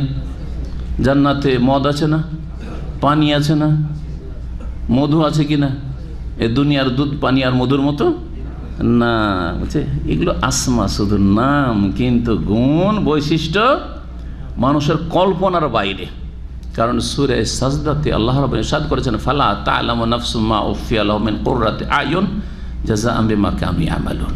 কোনো মানুষ জানে না মা উখফিয়া লাহুম, জান্নাতীদের জন্য যা লুকিয়ে রাখা হয়েছে নিয়ামত, মিন কুররাতি আয়ুন, যাতে তাদের চক্ষু শীতল হবে। চক্ষু শীতলকারী যেসব নিয়ামত আল্লাহ রেখেছে জান্নাতে, কেউ জানে না যেগুলি কত ভালো হবে, আর কত গুণের হবে, আর কত স্বাদের হবে, আর কত আরামদায়ক মজার হবে। জাযাআম বিমা কানু ইয়ামালুন, তাদের উত্তম ভালো আমলের কর্মফল হিসাবে। জান্নাতে যেমন যেসব নিয়ামত রয়েছে সেগুলি সম্পর্কে মানুষ কল্পনা করতে পারে না। কেউ জানে না মানে কি, কল্পনা করতে পারে না। এই আয়াতের তাফসীর করতে গিয়ে নবী করিম সাল্লাল্লাহু আলাইহি ওয়াসাল্লাম বলেছেন সহিহ বুখারী হাদিসে, ফিল জান্নাতে ইন্না ফিল জান্নাতে মালা আইনুন রাআত ওয়ালা উযুনুন সামিআত ওয়ালা খাতারা আলা কলবি বাশার। জান্নাতে এমন নিয়ামত রয়েছে, এমন এমন নিয়ামত রয়েছে, মালা আইনুন রাআত, কোনো চোখে জীবনেও দেখেনি, কোনো চোখে দেখেনি। ওয়ালা উযুনুন সামিআত, কোনো কানে জীবনে এসব বিবরণ গুণ শুনে নেই। ওয়ালা খাতারা আলা কালবে বাসার, মানুষ কল্পনার জগতে কল্পনা করতে পারে যে এইরকম হইতে পারে। যেমন আমরা রাজ প্যালেস হয়তো ভিতরে গিয়ে দেখিনি, কিন্তু কল্পনা করতে পারি এরকম থাকতে পারে, তাই না? কিন্তু না, জান্নাতের নিয়ামত কল্পনার বাইরে, কল্পনাতীত। জি, কল্পনা করেও মানুষ অতদূর পর্যন্ত পৌঁছিতে পারবে না। কল্পনার জগতে মানুষ অনেক দূর পর্যন্ত কল্পনা করতে পারে, তারপরে সেখানে পৌঁছিতে পারবে না। ওয়ালা খাতারা আলা কালবে বাসার ওয়াকরাউ ইন শি'তুম, যদি এইগুলি কথা পড়তে চাও তাহলে কোরআনে কারিমে এর সত্যায়ন পড়ে না বা দলিল পড়ে না। ফালা তা'লামু নাফসুম মা উখফিয়া লাহুম মিন কুররাতি আয়ুন জাযাআম বিমা কানু ইয়ামালুন। জান্নাতে যেমন নিয়ামত কল্পনার বাইরে রয়েছে, তেমন জাহান্নামের শাস্তি কল্পনার বাইরে রয়েছে। এইটাও ভালো করে মনে রাখি। নামগুলি রয়েছে কারণ মানুষকে বোঝানোর জন্য, বিশেষ করে আরবরা দারির গাছ চেনে, জাক্কুম গাছ চেনে, এগুলো জাহান্নামের খাবার। গিসলিন বুঝে, বোঝা গেছে, শিবরিক বুঝে, এইসব বোঝানোর জন্য বলা হয়েছে। আর এই রকমই কাঁটাযুক্ত হবে, কিন্তু কত যে কষ্টদায়ক হবে সেটা মানুষের কল্পনার বাইরে। আল্লাহ যেন আমাদের সংশোধনে তৌফিক দান করে। লাইসা লাহুম তা'আমুন, জাহান্নামীদের খাবার হবে একমাত্র কি? জারি, জারি নামক খাবার। জারি কোন খাবার? শুকনো, বিষাক্ত, কাঁটাযুক্ত ঘাস। বুঝতে পারছেন? জি, এটা হচ্ছে জারি। এই জারির তফসির করতে গিয়ে অনেক কথাই এখানে ইবনে কাসির রহমতুল্লাহ আলাইহি বর্ণনা করেছেন, এবং অনেকগুলি উক্তি, সবগুলি উক্তি মিলিয়ে যে অর্থটা হয় সেই অর্থটা আপনাদের সামনে পেশ করে দিলাম। মানুষের খাবার খাওয়ার উদ্দেশ্য কি? পুষ্টিকর হইতে হবে। প্রথম কথা, খাবার পুষ্টিকর হইতে হবে। পুষ্টিকর খাবার ছাড়া অন্য খাবার খেয়ে লাভ নেই, তাই না? খাবার কি হইতে হবে? পুষ্টি সাধনকারী বা পুষ্টিকর খাবার হইতে হবে। 2 নম্বর হইতে হবে যে ক্ষুধা নিবারণ করতে হবে। যদি কোনো খাদ্য বস্তু কেউ খায় আর তাতে ক্ষুধাও নিবারণ হয় না আর পুষ্টি সাধন হয় না, অথবা ক্ষুধা তো নিবারণ হয়, মানে পেটটা তো ভরে যায়, কিন্তু কোনো পুষ্টি নেই, খেয়ে লাভ নেই। আছে, আপনার শরীর থাকবেন না, কিছুদিন পরে আপনি বিছানা ধরে নেবেন, অচল হয়ে যাবেন, কারণ আপনার শরীরে পুষ্টি আসছে না এই খাবার থেকে।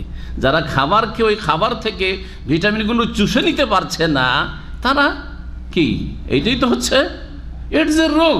প্রতিরক্ষার কোনো ব্যবস্থা নেই, আর সেই পুষ্টি যেটা হতে পারে সেটা রাখতে পারছে না, যার ফলে শেষ, বাঁচতেই পারে না কোনো দিন সে। জাহান্নামের খাবারের গুণ হচ্ছে এই 2টি, পুষ্টিও নেই তাতে, আর ক্ষুধাও নিবারণ হবে না। দুনিয়াতে মানুষ খায় এই 2টো স্বার্থে। দুনিয়াতে কিছু খাবার আছে, হারাম খাবার আছে, যে হারাম খাবারগুলি ঠিক এই রকমের, বুঝা গেছে না? তার মধ্যে একটি হচ্ছে ধূমপান, বিড়ি, সিগারেট, জর্দা, তামাক, খৈনি, গুল, গুটকা, যত নাম আছে এই নোংরাদের, বোঝা গেছে না? এগুলির মধ্যে এই দুটো গুণ পাবেন। আমার যে ধূমপানের আলোচনাগুলি আছে তাতে এই দুটো কথা ভালো করে বলেছি মানুষকে, যাতে মানুষের বুঝে আসে। তামাক খেয়ে কি ওলা ইউগুনি মিনজু, পেট ভরবে না? ভরবে? হ্যাঁ, যে ভাত খাবো না সারাদিন, তামাক খেয়ে চলবে আমার আজকে? চলবে? চলবে না। জর্দা খেয়ে চলবে আমার, জর্দা দেওয়া পান খেয়ে চলবে, ভাত খাবো না, রুটি খাবো না, কিছু চলবে?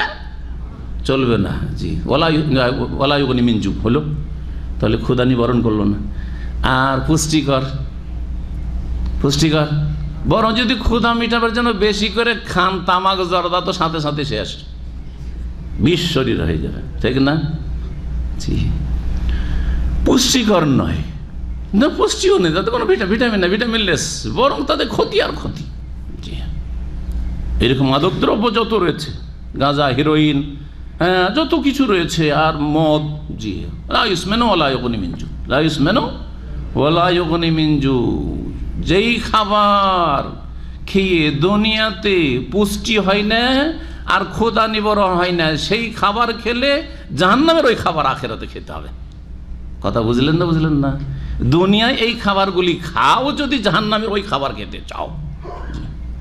দুনিয়াতে এই খাবার খেলে, অর্থাৎ বিড়ি, সিগারেট, ধূমপান, জর্দা, হারাম খাবাইস, নোংরা যদি ভক্ষণ করেন আর এটাকে মকরু বলে চালিয়ে দেন বেদাতি মোল্লা হুজুরেরা, তাহলে কিয়ামত এগুলো খেতে হবে। ওই জর্দা দেওয়া পান দিবে আল্লাহ, হ্যাঁ, আর বেশি বেশি দিবে, বেশি বেশি দিবে, বেশি করে খাতে। হ্যাঁ, আর একটু আগে শুনলেন তো যে নাম জর্দা হবে, কিন্তু সেটার ক্ষতি মারাত্মক হবে, সেটা একটা বড় আযাব হবে, কারণ খাবাইস খেয়েছেন আপনি, খবিস নোংরা জিনিস খেয়ে এসছেন আপনি দুনিয়াতে।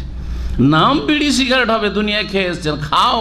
জি জি, কে একজন মুফতিকে মাসলা জিজ্ঞেস করেছে, মুফতি সহি আকিদারই ছিল মনে হয়, বেদাতি হলে তো মকরু বলতো, তাই না? তো ওকে বলছে যে আচ্ছা, আল্লাহ তো কোরআনে বলেছেন যে ওয়ালাকুম ফিহা মা তাশতাহি আনফুসুকুম, জান্নাতে যেমন চাইবে তাই পাবো, যেমন চাইবে তাই পাবে তোমরা, আল্লাহ বলছেন। তো জান্নাতে যদি আমার বিড়ি সিগারেট খাওয়ার ইচ্ছা হয় তো পাবো? পাবে। বলছে আগুন আবার কোথায় পাবো? জান্নাতে তো আগুন নেই। তখন মুফতি সাহেব চালাক, বলছে জাহান্নামে যেতে হবে আগুন নেওয়ার জন্য, জাহান্নামে যেতে হবে আগুন নেওয়ার জন্য। তো যারা বিড়ি সিগারেট খাচ্ছেন, ধূমপান করছেন, তারা প্রস্তুত থাকেন, জি, আগুন নিতে জাহান্নামে যেতে হবে। লা ইউসমিনু ওয়া লা ইউগনি মিন জু, জাহান্নামী খাবার হচ্ছে যে লা ইউসমিনু, সেটা পুষ্টি সাধন করবে না, শরীরকে সুস্থ রাখবে না, স্বাস্থ্যকর হবে না। ওয়া লা ইউগনি মিন জু, আর ক্ষুধা নিবারণ করবে না, ক্ষুধা মেটানোর কাজে আসবে না। আগনা ইউগনি মানে কাজে আসা, মা আগনা আনহু মালুহু মা কাসাব, আবুল আহাবের মাল এবং তার উপার্জিত বস্তু তার কোনো কাজে আসেনি, কোনো লাভে আসেনি। ওয়া লা ইউগনি মিন জু। এই তো হয়ে গেল জাহান্নামীদের অবস্থা সংক্ষেপে। কোরআনে কারীমের বিভিন্ন সূরায় আয়াতে জাহান্নামীদের আযাব, শাস্তি, খাদ্য, পানীয় এবং বিভিন্ন রকমের বহুমুখী যে আযাব রয়েছে, সেই আযাবগুলির কথা রয়েছে। জাহান্নামের ওপরে আলোচনা আমার 5টা ধারাবাহিক আলোচনা অনেক পুরাতন রয়েছে, 10-12 বছর আগের, জাহান্নামীদের ইস্যু কোরআন এবং হাদিসের আলোকে। এবং নাম হচ্ছে জাহান্নাম এবং জাহান্নামী, এই নাম দিয়ে সার্চ দিলে পেয়ে যাবে, জাহান্নাম এবং জাহান্নামী। ওজুহু ইয়াওমাইযিন নাইমা, আর কতক মুখমণ্ডল সেই দিন আনন্দ উজ্জ্বল হবে বা আনন্দে উজ্জ্বল হবে। নাইমা, নেমাতুন থেকে, জি, এত নিয়ামত প্রাপ্ত তারা হবে যে তাদের চেহারা দেখলেই বোঝা যাবে যে এরা আনন্দে, এদের চেহারাগুলো কি আছে, সজীব, সতেজ আর একেবারে প্রফুল্ল। জি, যারা সুখের জীবন যাপন করে তাদের চেহারাগুলো দেখলে বোঝা যায় যে খুব সুখী পরিবারের ছেলে, বোঝা যায় না? আর যারা কষ্টের কাজ করে, মেহনত পরিশ্রম কাজ করে, যতই ফরসা ছেলেকে নিয়ে এসে এই রোদরে, আরব দেশের রোদরে 12 ঘন্টা ডিউটি দিনে দিয়ে দেন, আর দেখেন যে চেহারার অবস্থা কি হচ্ছে, দুরবস্থা, ঠিক না? মলিন হয়ে যাবে। এই জন্য যারা আরব দেশে কষ্ট পরিশ্রমের কাজ করে রোদে বাতাসে, দেশে গেলে সুন্দর হয়ে আসে, এটা আমার অভিজ্ঞতা। আর আমাদের মতো যারা একটু আরামের কাজ করে সৌদি আরবে, তারা দেশে গেলে কালো হয়ে আসে। সেই দিন কতক মুখমণ্ডল কি হবে, আনন্দে উজ্জ্বল হবে। লেসাইহা রাজিয়া, তাদের মেহনত পরিশ্রমের কারণে, মানে তাদের কর্মের কারণে, ভালো কর্মের কারণে, ভালো আমলের কারণে, রাজিয়া, তারা পরিতুষ্ট থাকবে, সন্তুষ্ট থাকবে। রাজি, আল্লাহর উপর রাজি, যা পাচ্ছে তাতে খুশি, খুশির জীবন। দেখেন কোনো জায়গায় যদি আপনি গেস্ট হয়ে যান আর হোটেলে গেলেন, হোটেলে গিয়ে যেতে হচ্ছে মাশাআল্লাহ, হোটেলও সুন্দর আর হোটেলে অনেক কিছু রাখা আছে আপনার জন্য, আপনার আপ্যায়নের জন্য, খুশি, তাই না? ওখানে পৌঁছে খুশি আপনি। কিন্তু গিয়ে দেখছেন যে হোটেলে গিয়ে আরে একেবারে পুরাতন হোটেল, আর কুলিংও নেই, আর প্রচণ্ড গরম হয়ে আছে, আর বিছানাগুলো নোংরা ময়লা হয়ে আছে, প্রথম আর কিছু আপ্যায়নের ব্যবস্থা নেই, দেখছেন ফ্রিজে পানিও নাই, মেজাজ খারাপ হবে না? জি হ্যাঁ, এই কথাই। জি, হয় রাজি হবে না নারাজ হবেন। জান্নাতীরা তাদের এইসব নিয়ামত পেয়ে, নিয়ামত প্রাপ্ত হয়ে রাদিয়াতুন, সন্তুষ্ট হয়ে যাবে, পরিতুষ্ট। আলহামদুলিল্লাহিল্লাযী আযহাবা আন্নাল হাযান, সেই আল্লাহর অসংখ্য শুকরিয়া, সেই আল্লাহর যাবতীয় প্রশংসা যিনি আমার দুঃখ, দুর্দশা, চিন্তা সব দূর করে দিয়েছেন। জি জি, আলহামদুলিল্লাহিল্লাযী হাদানা লিহাযা, সে আল্লাহর যাবতীয় প্রশংসা যে আল্লাহ আমাদেরকে এই জান্নাতের রাস্তা দেখে জান্নাতে পৌঁছিয়ে দিয়েছেন। জি, ওমা কুন্না লিনাহতাদিয়া, জান্নাতে আসতে পারতাম না লাউলা আন হাদানাল্লাহ, যদি দুনিয়াতে আল্লাহ রাস্তা না দেখাইতেন, সেই রাস্তার উপর না থাকতাম। এসব জান্নাতীদের শুকরিয়ামূলক কথা, প্রশংসামূলক কথা কোরআন কারীমে রয়েছে। লিসাইহা রাদিয়া ফি জান্নাতিন আলিয়া, সেখানে সুউচ্চ জান্নাতে অবস্থান করবে জান্নাতীরা, সেই জান্নাত হবে সুউচ্চ, জি সমুন্নত। কারণ জান্নাত আকাশে রয়েছে, প্রথম কথা। জান্নাত কোথায় রয়েছে? এই জন্য নেক লোকদের আত্মাগুলিকে আকাশে যখন নিয়ে যাওয়া হয়, তখন ফেরেশতারা আহলান ও সাহলান মারহাবান করে দরজা খুলে দেয়, ইল্লিনে নিয়ে চলে যাওয়া হয়। ইল্লিন, এই জন্য ইল্লিন বলা হয়েছে। জি হ্যাঁ, পক্ষান্তরে অসৎ লোকদের আত্মা নিয়ে যাওয়া হয়, তখন দুর্গন্ধ ছড়াতে থাকে, তখন মাহাদিহ রুহুল খাবিসাতু, এই কোথা থেকে নোংরা আত্মাকে নিয়ে এসছো, দরজা খুলতে বলেন, না খোলা হবে না তার জন্য। লা তুফাত্তাহু লাহুম আবওয়াবুস সামাই ওয়া লা ইয়াদখুলুনাল জান্নাত হাত্তা ইয়ালিজাল জামালু ফি সামিল খিয়াত, আল্লাহ কোরআনে কারীমে ইরশাদ করেছেন। না আকাশে দরজা খোলা হবে অসৎ লোকদের আত্মাকে আত্মার আপ্যায়নের জন্য, ওয়া লা ইয়াদখুলুনাল জান্নাত, জান্নাতে প্রবেশ করতে পারবে যতক্ষণ পর্যন্ত কোনো উট সূচের ছিদ্রে না প্রবেশ করবে। সূচের ছিদ্রে, এত পাশায় যে ছিদ্র আছে এত সংকীর্ণ, সেখানে যেন উট ঢুকা অসম্ভব, তেমনি কাফের মুশরিকের যারা ঈমান ভঙ্গকারী বেদিন, তাদের জান্নাতে যাওয়া অসম্ভব। অসম্ভবের সাথে আল্লাহ রাব্বুল এখানে তুলনা করেছেন, হাত্তা ইয়ালিজাল জামালু ফি সামিল খিয়াত। তো আল্লাহ রাব্বুল সুউচ্চ জান্নাতের কথা বললেন, লা তাসমাউ ফিহা লাগিয়া, যেখানে কোনো অসার কথাবার্তা শুনবে না। অসার, অনর্থক কথা, ফালতু কথাবার্তা চলে না।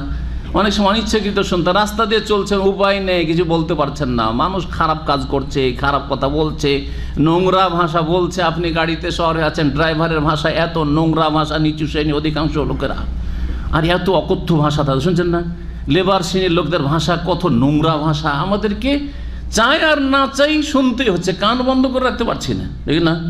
রাস্তাঘাটে গান বাজনা শুনতে হচ্ছে, ঢোল ঢাকের আওয়াজ শুনতে হচ্ছে, সারা রাত ধরে বাদ্যযন্ত্র বাজতে থাকছে, উপায় আছে দুনিয়ায়। কিন্তু জান্নাতে যাওয়ার বললে লা তাসমাউ ফিহা লাগিয়া, সেখানে কোনো অসার আর কোনো ফালতু অনর্থক কোনো কথা কাজ না দেখবে না শুনবে।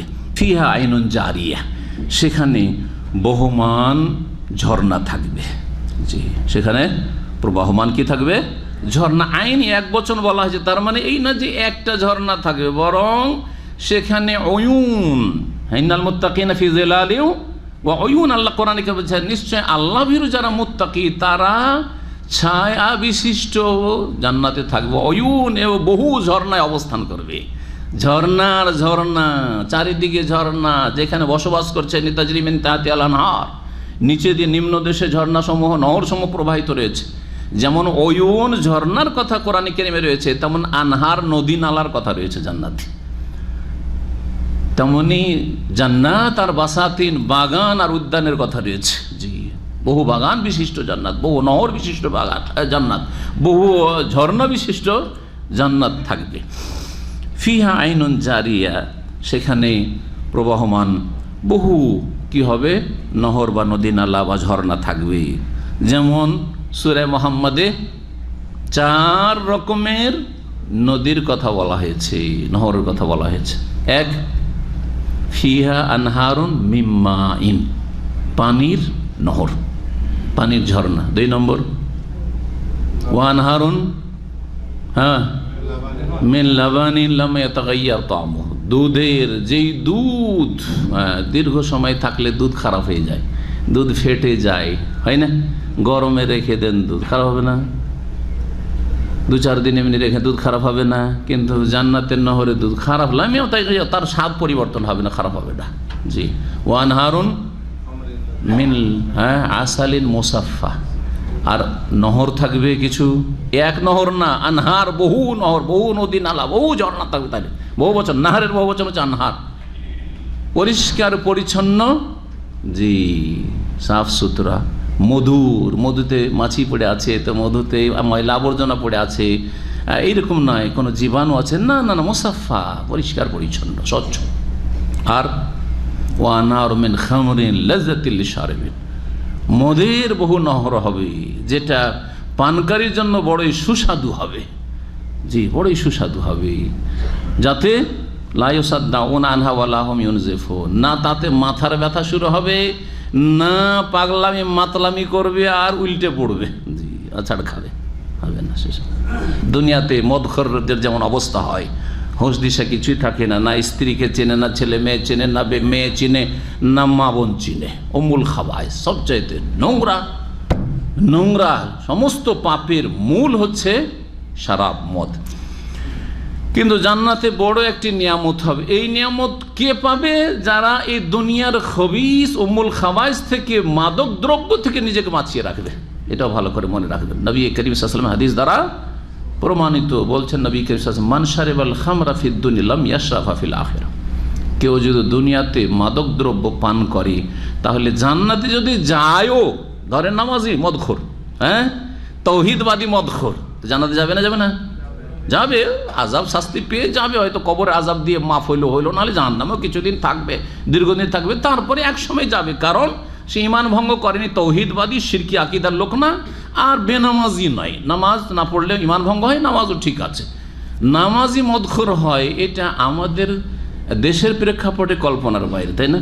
কিন্তু আরব দেশে থাকলে বুঝতে পারবেন যে নামাজও পড়ছে, কারণ কাফের হয়ে মরতে চায় না, আবার মদ খাওয়া অভ্যাসও আছে, বদ অভ্যাস আছে না? জি, মদ খেয়ে মসজিদে ঢুকে পড়ছে।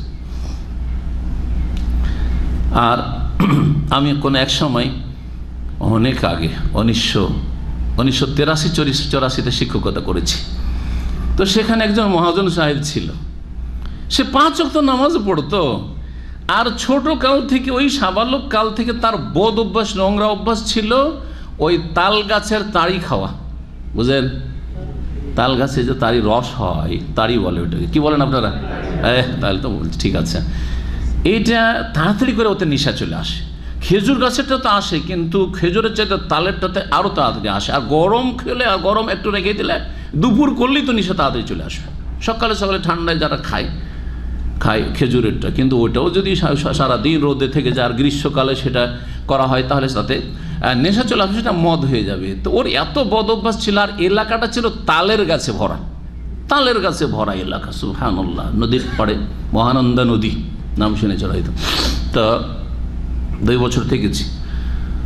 ও আমাদের সাথে 5 ওয়াক্ত নামাজ পড়তো, আর মদ খেত বা এই তাড়ি খেত কখন? এসার নামাজ পড়ে গিয়ে তাড়ি খেয়ে দিল, আচ্ছা ফজর পর্যন্ত নেশা শেষ, আবার ফজরে এসে হাজির। তো এইরকম লোক জান্নাতে যাবে না? যাবে না? মদখোর, কিন্তু জান্নাতে যাবে। নবী করিম সাল্লাল্লাহু আলাইহি ওয়াসাল্লাম বলছেন, মান শারিবাল খামরা ফিদ দুনিয়া, দুনিয়াতে কেউ যদি মদ খায়, লাম ইয়াশরাব ফিল আখিরাহ, যদি জান্নাতে যায়ও তার আমল দ্বারা আর আল্লাহর রহমতে, সে এই জান্নাতি মদের নিয়ামত থেকে বঞ্চিত থাকবে, আল্লাহ দেবে না তাকে, যে তোর জন্য এই খামরুন লাজ্জাত, খামরিন লাজ্জাতিল লিশারিবিন, এই খামর, জান্নাতি খামর তোর জন্য নেই, বঞ্চিত।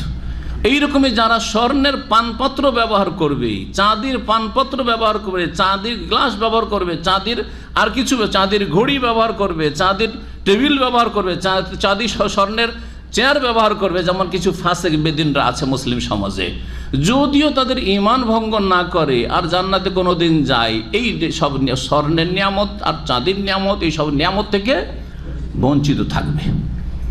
নবী করিম সাল্লাল্লাহু আলাইহি ওয়াসাল্লামের হাদিস রয়েছে, রেশমের কাপড় হালাল না হারাম? হারাম, সবার জন্য না, পুরুষের জন্য বলেন তাহলে না, পুরুষদের জন্য হারাম। নবী করিম আল্লাহ হারিরা ফিদ দুনিয়া লাম ইয়ালবাস ফিল আখিরাহ, কেউ যদি দুনিয়াতে রেশমের কাপড় পরিধান করে, সিল্ক পরে, তাহলে কিয়ামতের দিনে জান্নাতে গেলেও, নামাজ তৌহিদ ঠিক আছে, জান্নাতে গেলেও রেশমের কাপড় থেকে আল্লাহ বঞ্চিত রাখবেন। যা তুই সুতির কাপড় পর, যা তোর যেন খসখসে পলিস্টারের কাপড় আছে যা। জি হ্যাঁ, রেশমের কাপড় আল্লাহ দেবেন না। আল্লাহ বলছেন ফিহা আইনুন জারিয়া, জান্নাতে কি রয়েছে? বহু প্রবাহমান কি রয়েছে? ঝর্ণা সমূহ রয়েছে। ফিহা সরোর মারফুয়া, শরীরের বহু বচন হচ্ছে সরোর। শরীর মানে তো জানাই আছে, বলছে না, শরীর মানে খাট, পালং, এইগুলোকে বলা হয়।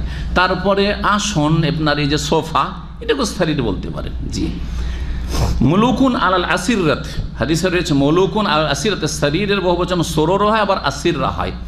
রাজা যেমন বসে থাকে কিছু সিংহাসনে, জি আসিররা হাদিসে রয়েছে। তো তাই এর থেকে বোঝা যাচ্ছে যে চেয়ার, আরামদায়ক আসন, এগুলো সবকে শরীর বলা হয়। তাহলে খাট থেকে শুরু করে সোফা, যতগুলি আরামদায়ক বসার জায়গা হইতে পারে, সেগুলি হচ্ছে সরুর। সেই জান্নাতে কি হবে? ফিহা মানে ফিল জান্নাতে, জান্নাতে সুউচ্চ বা উঁচা উঁচা কি থাকবে? আসন থাকবে, বা পালং থাকবে, খাট থাকবে, সব মানে এখানে করতে পারে। ও আকুয়াব, কুবের বহু বচন। কুব মানে হচ্ছে গ্লাস। হ্যাঁ, এমন পানপাত্র, যেই পানপাত্রে কি নেই, ওই যে বদনাতে যেমন নল থাকে পান করা, ওইটা নেই, সেটা কি বলা হয়? কূপ বলা হয়। সেটা কি বলা হয়? কূপ বলা। আর যেটাতে, যেই পানপাত্রে আপনার নল আছে পান করার জন্য, যেগুলো আমাদের লোটা বদনা বলছে না, ওটাকে বলা হয় ইবরিক, আবারিক। আবারিক আল্লাহ দেবেন কোরআনে কারিমে, জান্নাতে আবারিক হবে। জি হ্যাঁ, ইবরিকের বহু। ওয়া আকুয়াবু মাওযুআ, মাওযুআ ওয়াদা ইয়াদাউ মানে রাখা, মানে রাখা আছে মানে প্রস্তুত আছে, প্রস্তুতকৃত বা প্রস্তুত। সেখানে কি হবে? পানপাত্র হবে, অসংখ্য পানপাত্র হবে। জি। ওয়া নামারিক মাসফুফা, নামারিক নমরুকাতুনের বহু বচন। মাসফুফা সাফুন থেকে, সাফ মানে হচ্ছে সারি বা লাইন, কাতার। নামাজের সালাতের কাতারকে কি বলছি আমরা? সাফ বলছি। আকিমু সুফুফাকুম মাসফুফাতুন, সাফা ইয়াসুফা থেকে মাসফুফ হয়েছে মাফুলে সিগা। সেখানে কি হবে? সারি সারি বালিশ হবে।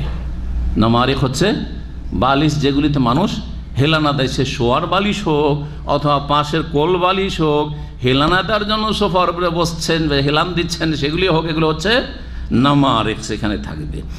ও যারা আর অভাব থাকবেন, মাসফুফা চারিদিকে রয়েছে, মাসফুফা সারি লাইন লেগে আছে।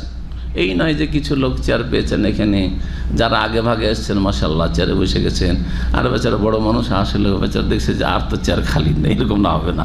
মাসফুফা লেগে আছে, অসংখ্য লেগে আছে, কত বসবেন বসেন, কোনখানে বসবেন, যেখানে ইচ্ছা সেখানে বসেন। সুবহানাল্লাহ।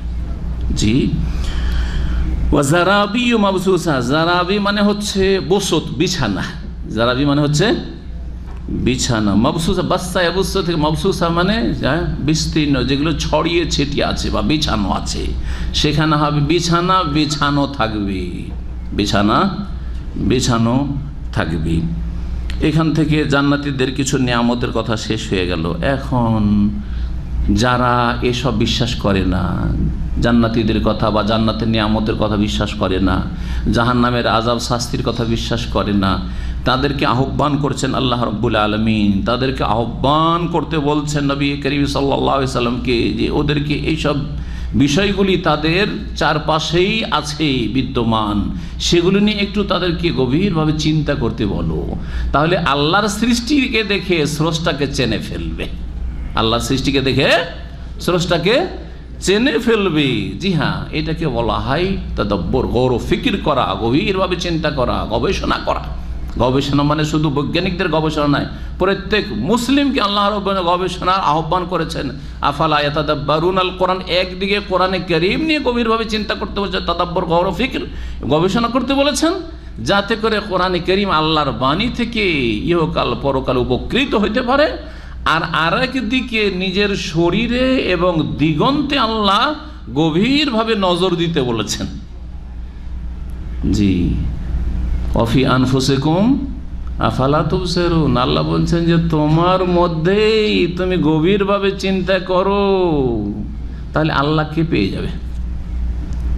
তোমার যে সৃষ্টি কাঠামো, তোমার সৃষ্টিতে যে বাহ্যিক আভ্যন্তরীণ যেসব কিছু রাখা আছে, এগুলি যেইভাবে সৃষ্টি হয়েছে এমনি তো হয়েছে, প্রাকৃতিক হয়ে গেছে। এগুলির কর্তাকে, এগুলির মালিককে, এগুলির পরিচালনাকারীকে। জি, যেই যন্ত্র 60 বছর 70 বছর 80 বছর যন্ত্রগুলি থাকছে, যন্ত্র অকেজ হয় না, যন্ত্র নষ্ট হয় না, কত সুন্দর জীবনটা চলে গেল। দুনিয়ার কোনো যন্ত্র আছে ওইরকম? সুবহানাল্লাহ। আল্লাহ রাব্বুল আলামিন এই সৃষ্টি শরীর দেখতে বলেছেন আল্লাহকে চেনার জন্য। আর একটা দেখতে বলেছেন আফাক, দিগন্ত, চারিদিকে যা কিছু আছে দেখছেন, হাতের নাগালে যা কিছু আছে বা চোখের নাগালে আছে। সানুরিহিম আয়াতিনা ফিল আফাক ওয়া ফি আনফুসিহিম, আল্লাহ বলছেন নিশ্চয়ই তাদেরকে আমি আমার নিদর্শনাবলী দেখাবো। ফিল আফাকে, দিগন্তে, চারিদিকে তাকাও, সামনে পেছনে ডানে বামে দেখো, চারিপাশে যেখানে তুমি বসবাস করো, যেখানে তোমার মাঠঘাট রয়েছে, যেখানে তোমার ফসল রয়েছে, ওপরে কি আছে, নিচে কি আছে, ডান পাশে কি আছে, বাম পাশে কি আছে, কোথায় এইসব গবাদি পশু আছে, কোথায় পাহাড় পর্বতমালা আছে, কোথায় নদী নালা আছে, সাগর মহাসাগর আছে, এগুলো দেখো। দেখার পরে এগুলির স্রষ্টাকে চেনো। এ হচ্ছে দিগন্ত নিয়ে গবেষণা করা, দিগন্ত নিয়ে গভীরভাবে চিন্তা করা। আল্লাহ চিন্তা করতে, আফালা ইয়াতাফাক্কারুন, ফিকিরকে কাজে লাগাইতে বলেছেন, থিঙ্কিং, ফিকিরকে কাজে লাগাইতে আল্লাহ রাব্বুল আলামিন। জি হ্যাঁ, আল্লাহকে চেনার দুটো উপায়, আল্লাহ সম্পর্কে জ্ঞান অর্জনের দুটো উপায়। একটা হচ্ছে আয়াতুন কৌনিয়া, সৃষ্টিগত নিদর্শনাবলী, আর একটা হচ্ছে আয়াতুন শারঈয়া, বিধানগত নিদর্শনাবলী। বিধানগত নিদর্শনাবলী কি? ওহি, কোরআন এবং সুন্নাহ, কোরআন এবং সুন্নাহ, কোরআন হাদিস। কোরআন হাদিস পড়ে দেখেন আমাদের ঈমান যতটুকু তাজা হয়েছে আলহামদুলিল্লাহ কোরআন হাদিস পড়ে। আমরা দুনিয়া নিয়ে বেশি গবেষণা করতে পারি আর নাই পারি, কিন্তু কোরআন হাদিস পড়ে আলহামদুলিল্লাহ ঈমান মজবুত হয়েছে। আল্লাহ জানে ঈমান কারো মজবুত করেন, ঠিক না? যে যত বেশি দিন শিখতে ঈমান মজবুত হচ্ছে না, হচ্ছে না, আমল ভালো হচ্ছে না, হচ্ছে না। জি, এই দিয়ে মানুষ আলো পায়, এই দিয়ে মানুষ আল্লাহ রবের সাথে সম্পর্কিত হইতে পারে, রবের সাথে সম্পর্ক মজবুত করতে পারে। আর একটা হচ্ছে আয়াতুন কওনি, সৃষ্টিগত নিদর্শনাবলী, যা শরীরে অথবা শরীরের বাইরে চারপাশে যা রয়েছে। আরবরা 1400 বছর আগে তাদেরকে বড় বড় সায়েন্সের কথা, বিজ্ঞানের কথা বললে তো কিছু বুঝতো না। হ্যাঁ, আরও অস্বীকার করে দিত। মানুষ যতটা বুঝে ততটা বলতে হয়। তাই আল্লাহ রাব্বুল আলামিন এমন কিছু নিয়ে তাদেরকে গভীরভাবে চিন্তা করতে বলে, যাতে এইসব দেখেই এসবের স্রষ্টার সাথে সম্পর্কিত হইতে পারে, এসবের স্রষ্টার সাথে পরিচিতি লাভ করতে পারে, এইসবের সৃষ্টিকর্তার মারিফত হাসিল করতে পারে। এটা হচ্ছে আসল মারিফত। মারিফত মানে মারিফতি বিদ্যা নয় বেদাতীদের, সুফিদের, বরং মারিফত মানে আল্লাহ সম্পর্কে জ্ঞান অর্জন করা। এই দুটো তরিকায়, কোরআন এবং সুন্নাহর ওহী দিয়ে এবং সৃষ্টিগত নিদর্শনাবলী নিয়ে গবেষণা বা গভীরভাবে চিন্তা করি। আল্লাহ বলছেন আফালা ইয়ানজুরুনা ইলাল ইবলি কাইফা খুলিকাত ওয়া ইলাস সামাই কাইফা রুফিআত ওয়া ইলাল জিবালি কাইফা নুসিবাত ওয়া ইলাল আরদি কাইফা সুতিহাত। আরব বেদুইনরা চারিদিকে তাকায় এই চারটা জিনিস দেখতে পায়, চারটা জিনিস তাদের হাতের নাগালে দেখতে পায়। এই চারটা জিনিস দেখো একটু গভীরভাবে, তাহলেই তোমরা রবকে চিনতে পারবে। গবাদি পশুর মধ্যে যেটা মুখ্য গবাদি পশু, যার উপর তাদের উপজীবিকা বা রিজিক নির্ভরশীল, সেটা ছিল উট। কারণ মরুভূমিতে ছাগলের চাইতে উটের সংখ্যা বেশি, গরুর চাইতে উটের সংখ্যা অনেক বেশি, তাই না? আর উট ছাড়া তারা চলতেও পারেন না। উটকে কাছে থেকে যত বেশি চেনে, উটের বৈশিষ্ট্য, উটের গুণাবলী, উটের খাবার দাবার, উটের পানীয়, উটের চলাফেরা, উটের যে ভারী ভারী বোঝা বহন করা, এই সমস্ত কিছু আরবরা যতটা জানে, আপনি জানি না, আমি পড়ে কিছু জানি, কিন্তু আপনারা কিছুই জানেন না। তার মধ্যে ইবনে উসাইমিন রাহিমাহুল্লাহ একটি জিনিস উল্লেখ করেছেন, সেটা হচ্ছে যে কোনো জানোয়ারকে, যে কোনো পশুকে যদি তার পিঠের উপর বোঝাই করেন, বসিয়ে দিয়ে এমনি দাঁড়ানো অবস্থায় যদি তার পিঠের উপর বোঝাই করে দিতেন, তাহলে টেনে নিয়ে চলে যেত। কিন্তু বসা অবস্থায় যদি তার পিঠের বোঝাগুলো চাপিয়ে দেন, তো দাঁড়াতে পারবে না, দাঁড়াতে পারবে না ভারী বোঝা নিয়ে। এমনকি আপনিও পরীক্ষা করে দেখবেন, আপনি দাঁড়িয়ে আছেন, আপনার পিঠে যদি আপনার 60 কিলো বা 80 কিলোর ওজনের, এমনকি 100 কিলোরও, 1 কুইন্টাল 100 কিলোরও অনেকে টেনে নিয়ে চলে যাচ্ছে, কিন্তু দাঁড়ানো অবস্থায়, ঠিক না?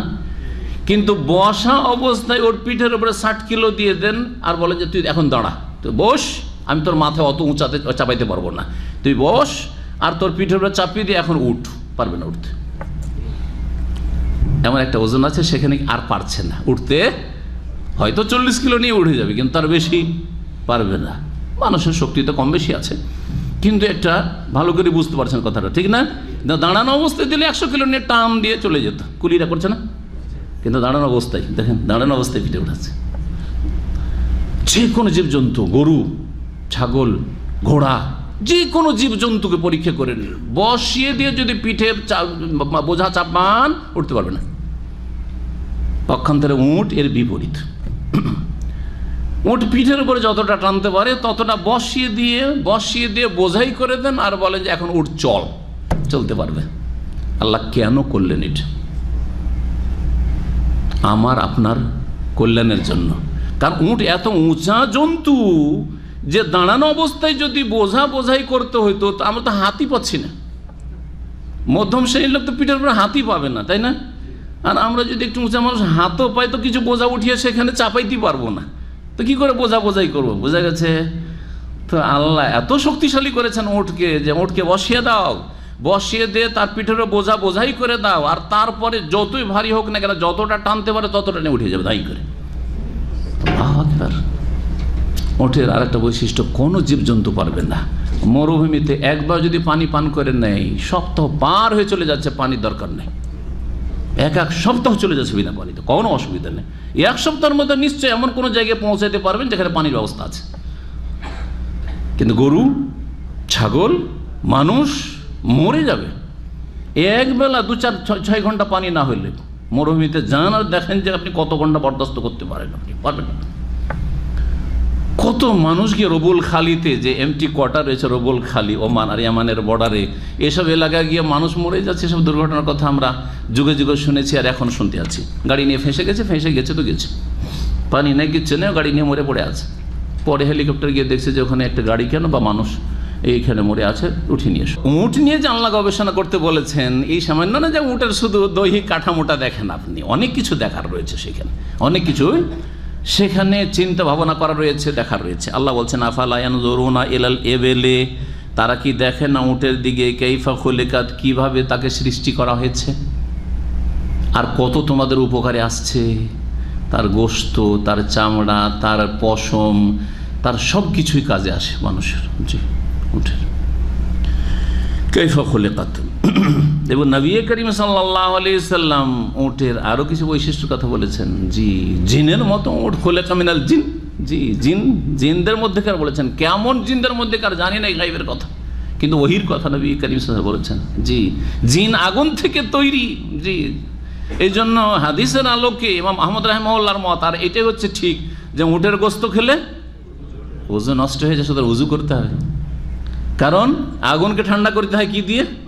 পানি দিয়ে। এটা অনুভূত নয়, চোখে দেখতে পাই না, কিন্তু উটের গোশতে এমন কিছু আছে যেটা খেলে এমন কিছু শরীরে হয় যাতে ওযু নষ্টের হুকুম নবী করিম সাল্লাল্লাহু আলাইহি সাল্লাম বলেছেন গায়ব থেকে। সুতরাং সেটা আমাকে বিশ্বাস করতে হবে। যেমন কিয়ামত বিশ্বাস করছেন, ওহী বিশ্বাস করছেন, তেমন হাদিসে রাসূল সাল্লাল্লাহু আলাইহি ওয়াসাল্লাম বিশ্বাস করতে হবে যে আনা তাওয়াদ্দাউ মিন লহুমুল ইবিলি, উটের গোশত খেলে কি আমরা উজু করবো? বলছেন না, তাওয়াদ্দাউ মিন লহুমুল ইবিলি, উটের গোশত খেলে উজু করো। উটকে দেখতে বলেছেন। জি হ্যাঁ, উট দেখতে পারবে। আরব বেদুইন উট আছে হাতের নাগালে, উট দেখলেই উট, এই বৈশিষ্ট্য উটের। আর এত উপকার আমাদের হচ্ছে উট দিয়ে। উট আমাদের মরুভূমির জাহাজ। এই উট দেখে উটের রবকে চিনবে। ওয়াইলাস সামাই কাইফা রফিয়াত, আর তারা কি দেখে না আকাশের দিকে কিভাবে সুউচ্চ করা হয়েছে। আকাশকে কত আল্লাহ উঁচা করেছে, 500 বছরের রাস্তা, যেমন হাদিস দ্বারা প্রমাণিত। তারপরে রাফাস সামাওয়াতি বেগাইরে আমাদিন, বিনা কোনো স্তম্ভ খুঁটিতে আল্লাহ সুউচ্চ করে রেখেছেন। হাল তারা মিন ফুতুর, তাতে কোন রকমের ফাটল দেখতে পাচ্ছ, ভাঙচুর দেখতে পাচ্ছ, যে এখন মেরামত করতে হবে, ধ্বংস হতে যাচ্ছে, যেমন বাড়িঘর ধ্বংস হয়ে যায়, ধসে পড়ে, দেখছো কোথাও? এতদিন থেকে তৈরি আছে আসমান জমিন, সুবহানাল্লাহ। জি, এগুলো দেখো, আকাশ দেখো। এবং আকাশ শুধু আকাশ না, আকাশে সূর্য, চন্দ্র, গ্রহ, নক্ষত্ররাজি, অসংখ্য নক্ষত্ররাজি, তারপরে মেঘমালা ইত্যাদি ইত্যাদি। জি, আল্লাহ রাব্বুল বলছেন যে আকাশের দিকে, এগুলো থেকে কত তোমরা উপকৃত হচ্ছ। ওয়াইলাস সামাই কাইফা রফিয়াত ওয়াইলাল জিবালি কাইফা নুসিবাত, আর পাহাড়গুলির দিকে তারা তাকাই না, কাইফা নুসিবা, সেগুলো কীভাবে স্থাপিত করা হয়েছে। একদিন বলেছিলাম এর আগে যে যতটা ওপর দিকে পাহাড় দেখছেন ততটা তার মাটির তলায় শেকড় রয়েছে, যার ফলে ঝড় তুফান যতই কিছু হোক না কেন পাহাড় একটুও নড়ে না। বরং এর বিপরীত গবেষণাকারীরা বলেছেন যে যেই এলাকায় পাহাড় পর্বত আছে, সামুদ্রিক এলাকা থেকে ঝড় তুফানগুলি যে আসে, তখন পাহাড় কি করে, সেটাকে প্রতিরোধ করে, যার ফলে পাহাড়ের কারণে আশেপাশের লোকেরা নিরাপদ থাকে ক্ষয়ক্ষতি থেকে অনেকটা।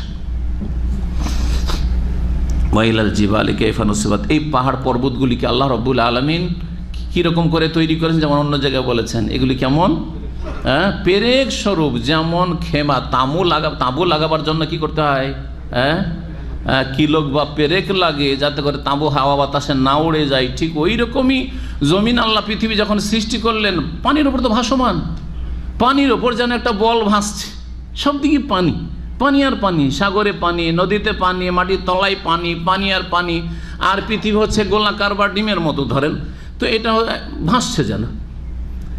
তাহলে এইটা আল্লাহ কেন পাহাড় করে আনতামিদা বেকুম, কোরআনের ভাষা বলেছেন, যাতে করে তোমাদেরকে নিয়ে হেলাহিলি না শুরু করে দেয়, নড়াচড়া না শুরু হয়ে যায়, তাহলে বাড়িও বাঁধতে পারবে না, সবসময় ভূমিকম্প হতেই থাকবে, চলতেও পারবে না, ঘুমাতেও পারবে না, কাজকর্ম করতে পারবে না, বসবাসযোগ্যই থাকতো না পৃথিবী।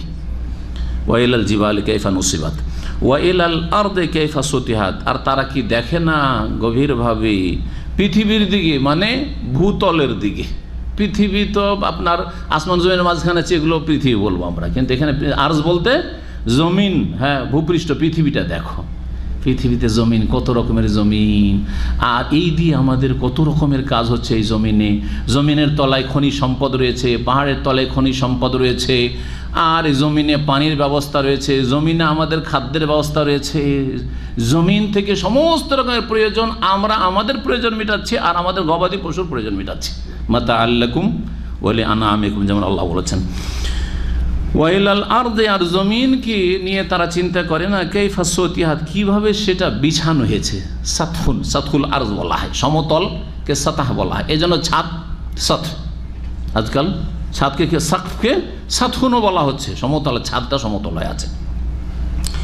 তো কিভাবে জমিনকে বিছানো হয়েছে, জমিন যদি বিছানোর মতো না হইতো তাহলে বাড়ি ঘর, বসবাস আর চলাফেরা কিছুই সম্ভব হইতো না, গাড়ি নিয়ে চলাফেরা ইত্যাদি সব সম্ভব হইতো না। আল্লাহ করেছেন ফাযাক্কির, হে নবী, এভাবে এইসব চিন্তা করতে বলো।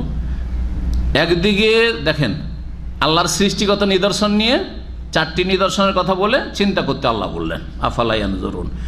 আর আরেকদিকে নবী করিম সাল্লাল্লাহু আলাইহি ওয়াসাল্লামকে বলছেন যে তুমি এদেরকে উপদেশ দিয়ে থাকো। একদিকে চিন্তা করে এইসব দেখে আল্লাহর সৃষ্টিগত যেসব নিদর্শন রয়েছে এইগুলো দেখে আল্লাহকে চেনুক, আল্লাহর সাথে সম্পর্ক করুক, আল্লাহর কাছাকাছি আসুক, স্রষ্টার কাছাকাছি আসুক। আর একদিকে তোমার উপদেশ চলতে থাক, যাতে উপদেশ তাদেরকে এগিয়ে দেয় আল্লাহর দিকে। ফাযাক্কির, হে নবী, তাদেরকে উপদেশ দিতে থাকো। ইন্নামা আনতা মুযাক্কির, নিশ্চয় তুমি তো শুধুমাত্র একজন উপদেশ দানকারী। লাস্তা আলাইহিম বিমুসাইতির, তাদের ওপর তুমি কর্ম নিয়ন্ত্রণকারী না বা জবরদস্তিকারী না। সাইতারা ইউসাইতর মানে জি কারো ওপর আধিপত্য বিস্তার করা, জবরদস্তি করা। এখান থেকে সিন ফাইলে শেখা হচ্ছে মুসাইতের। মুসাইতের সিন দিয়েছিল, সিন কখনো কখনো সদের সাথে কারিবুল মাখরাজ হওয়ার কারণে পরিবর্তন হয়ে যায়, মুসাইতের হয়ে গেছে এখানে। লাস্তা আলাইহিম, এই জন্য দেখেন নিচে সিন লেখা আছে একটা ছোট, আছে না? তাহলে আসলে সিন ছিল সাইতারা ইউসাইতর, ওইটা হয়ে গেছে সদ, সেই জন্য ছোট্ট করে একটা সিন লেখা আছে। বলতে চাইছে আপনাকে যে আসলে ছিল সিন, সেটা এখানে কি হয়েছে, কালব হয়ে গেছে, পরিবর্তন হয়ে গেছে সদের সাথে। জি, লাস্তা আলাইহিম বিমুসাইতির, হে নবী, তুমি তাদের কর্ম নিয়ন্ত্রণকারী না বা তাদের ওপর তুমি জবরদস্তিকারী না, জবরদস্তি চলবে না। যেমন কোরআন কোন আয়াতে বলছে লা ইকরাহা ফিদ্দীন, দিনের ক্ষেত্রে জবরদস্তি নেই, জবরদস্তি নেই। তাদেরকে উপদেশ দিতে থাকো, বলতে থাকো, দাওয়াত দিতে থাকো উত্তম পন্থায়। লাস্তা আলাইহিম বিমুসাইতির ইল্লা মান তাওয়াল্লা ওয়া কাফার, তবে এখানে ইল্লা মানে লাকিন, কিন্তু, তবে কেউ যদি ফিরে যায়, তুমি উপদেশ দিলে আর আল্লাহ রাব্বুল আলামিন সৃষ্টিগত এইসব নিদর্শন রেখেছেন, এগুলি নিয়ে চিন্তা গবেষণা করে আল্লাহকে চিনতে বলেছেন, কিছুই করলো না সে, তার ব্রেন বুদ্ধিকে কাজে লাগাইলো না, তার হিতাহিত জ্ঞানকে কাজে লাগাইলো না, নবী সাল্লাল্লাহু আলাইহি ওয়াসাল্লামের উপদেশ নিল না, দায়ীর উপদেশ নিল না, ফিরে গেল, বিমুখ হইল, ওয়াকাফার আর কুফরি করলো, কুফরিতে নিমজ্জিত হইল। ফায়ুআযযিবুহুল্লাহুল আযাবাল আকবার, তাকে আল্লাহ রাব্বুল আলামিন মহাদণ্ডে দণ্ডিত করবেন। জি, ফায়ুআযযিবুহুল্লাহ, আল্লাহ তাকে শাস্তি দেবেন, আল আযাব আল আকবার, মহাশাস্তিতে, মহাশাস্তিতে পেলে শাস্তি দেবেন। এখানে মহাশাস্তি মানে জাহান্নামের শাস্তিকে বোঝানো হয়েছে। জাহান্নামের সামনে যত শাস্তি রয়েছে, কবর আযাবের শাস্তি, দুনিয়ার বালা মুসিবতের শাস্তি, আর দুনিয়ার বিপদ আপদের শাস্তি, আর আর্থিক সংকটের শাস্তি, আর দুশ্মনকে চাপিয়ে দেওয়ার শাস্তি, আর আপোষে লড়িয়ে দেওয়ার শাস্তি, যত শাস্তি হতে পারে দুনিয়া আখিরাতে, সবচেয়ে বড় শাস্তি হচ্ছে জাহান্নামের আযাবের শাস্তি, যাকে আযাবে আকবার বলা হয়েছে। ফায়ুআযযিবুহুল্লাহুল আযাবাল আকবার। ইন্না ইলাইনা ইয়াবাহুম, নিশ্চয়ই আমার দিকেই তাদের প্রত্যাবর্তন। আবা ইয়াউব থেকে ইয়াব মানে হচ্ছে ফিরে আসা। তাদেরকে ফিরে আসতে হবে কার কাছে? আল্লাহর কাছে। আল্লাহ বলছেন আমার কাছেই ফিরে আসতে হবে। সুম্মা ইন্না আলাইনা হিসাবাহুম, অতঃপর আমার দায়িত্ব হচ্ছে তাদের হিসাব গ্রহণ করা। আমি তাদের একমাত্র হিসাব নেব, আমার কাছে এসে হিসাব দিতে হবে কিয়ামতের মাঠে। মুমিন আর কাফির দুই ভাগে বিভক্ত হয়ে যাবে। কাফেরদের জন্য ফালা নুকিমু লাহুম ইয়াউমাল কিয়ামাতি ওয়াজনা, চিরস্থায়ী জাহান্নামী, তাদের জন্য দাঁড়িপাল্লা কায়েম করার দরকার নাই। একমাত্র তাদের যে অন্যান্য ক্রাইম অপরাধগুলি রয়েছে সেগুলোর জন্য শাস্তি কতটা কার বেশি হবে সেগুলোর জন্য তাদের দাঁড়িপাল্লা কায়েম হবে। মুমিনের জন্য হিসাব হবে, মুমিনের জন্য দাঁড়িপাল্লা কায়েম হবে। একদল তো বিনা হিসাবে জান্নাতে যাবে, আর অধিকাংশই হবে যাদের হিসাব হবে, জবাব দিতে হবে আল্লাহ রাব্বুল আলামিনের কাছে। হিসাব দুই রকমের হবে, হিসাব ইয়াসিরা, সহজ হিসাব হবে, আর একটা হচ্ছে কঠিন হিসাব। নবী করিম সাল্লাল্লাহু আলাইহি ওয়াসাল্লামের যে হাদিস রয়েছে, নবী সাল্লাল্লাহু আলাইহি ওয়াসাল্লাম নিজে সলাতে বলতেন আল্লাহুম্মা হাসিবনি হিসাবা ইয়াসিরা। কিন্তু আমাদের দেশে একটা যে আমল আছে, যে আমলটি সহি নয়, সেটা হচ্ছে এ আয়াতের শেষে যদি ইমাম এ আয়াত পড়ে অথবা নিজে কোরআন পাঠকারী এ আয়াত পড়ে, তো কি পড়তে হবে? আল্লাহুম্মা হাসিবনি হিসাবা ইয়াসিরা। এটা সহি নয়, এটা সহি নয়। যদিও এই আমলটি আমাদের আহলে হাদিস সমাজে প্রচলিত রয়েছে, কিন্তু এটা গবেষণাতে আমরা দেখলাম যে এটা সহি নয়। নামাজের মধ্যে যখন আল্লাহ কি বলছেন, ইন্না আলাইনা সুম্মা ইন্না আলাইনা হিসাবাহুম শেষ হইল, তখন মুক্তাদি ইমাম সাহেব মিলে আল্লাহুম্মা হাসিবনি হিসাবা ইয়াসিরা পড়েছে। এটা সুন্নতের খেলাফ কাজ, এটা সুন্নত দ্বারা প্রমাণিত নাই। তবে নবী করিম সাল্লাল্লাহু আলাইহি ওয়াসাল্লাম সালাতের ভিতরে পড়তেন এই বলে হাদিস রয়েছে মুস্তাদরাক হাকিম, আর বেশ কিছু হাদিস রয়েছে যেটাকে আল্লামা আলবানী সহি বলেছেন, হাসান সহি বলেছেন। তো আল্লাহ রাব্বুল আলামিনের কাছে ফিরে যেতে হবে, আল্লাহ রাব্বুল আলামিন হিসাব নেবেন। মুমিন মুসলিমদের প্রথম হিসাব কিসের হবে? সালাতের হিসাব হবে। যদি মুমিন মুসলিম আপনি, তাহলে 5 ওয়াক্ত সালাত ঠিক নেই, তো হিসাব দেওয়ার জন্য রেডি আছেন আপনি? 5 ওয়াক্ত নামাজ পড়ছেন না, তো হিসাব দেওয়ার জন্য আপনি নিশ্চয়ই রেডি না, নিশ্চয়ই প্রস্তুত না আপনি। তাহলে এখানে আপনাকে বলতে হবে যে হয় আপনি বিশ্বাসী না, অবিশ্বাসী, পরকালে বিশ্বাসী না, অথবা পরকালে প্রথম হিসাব হবে সলাতের, নামাজের সলাতে ফেল, বাকি সব কিছুতে ফেল, এ কথাই বিশ্বাসী না। তাহলে আংশিক আপনি পরকালে অবিশ্বাসী, আংশিক আপনি পরকালে অবিশ্বাসী।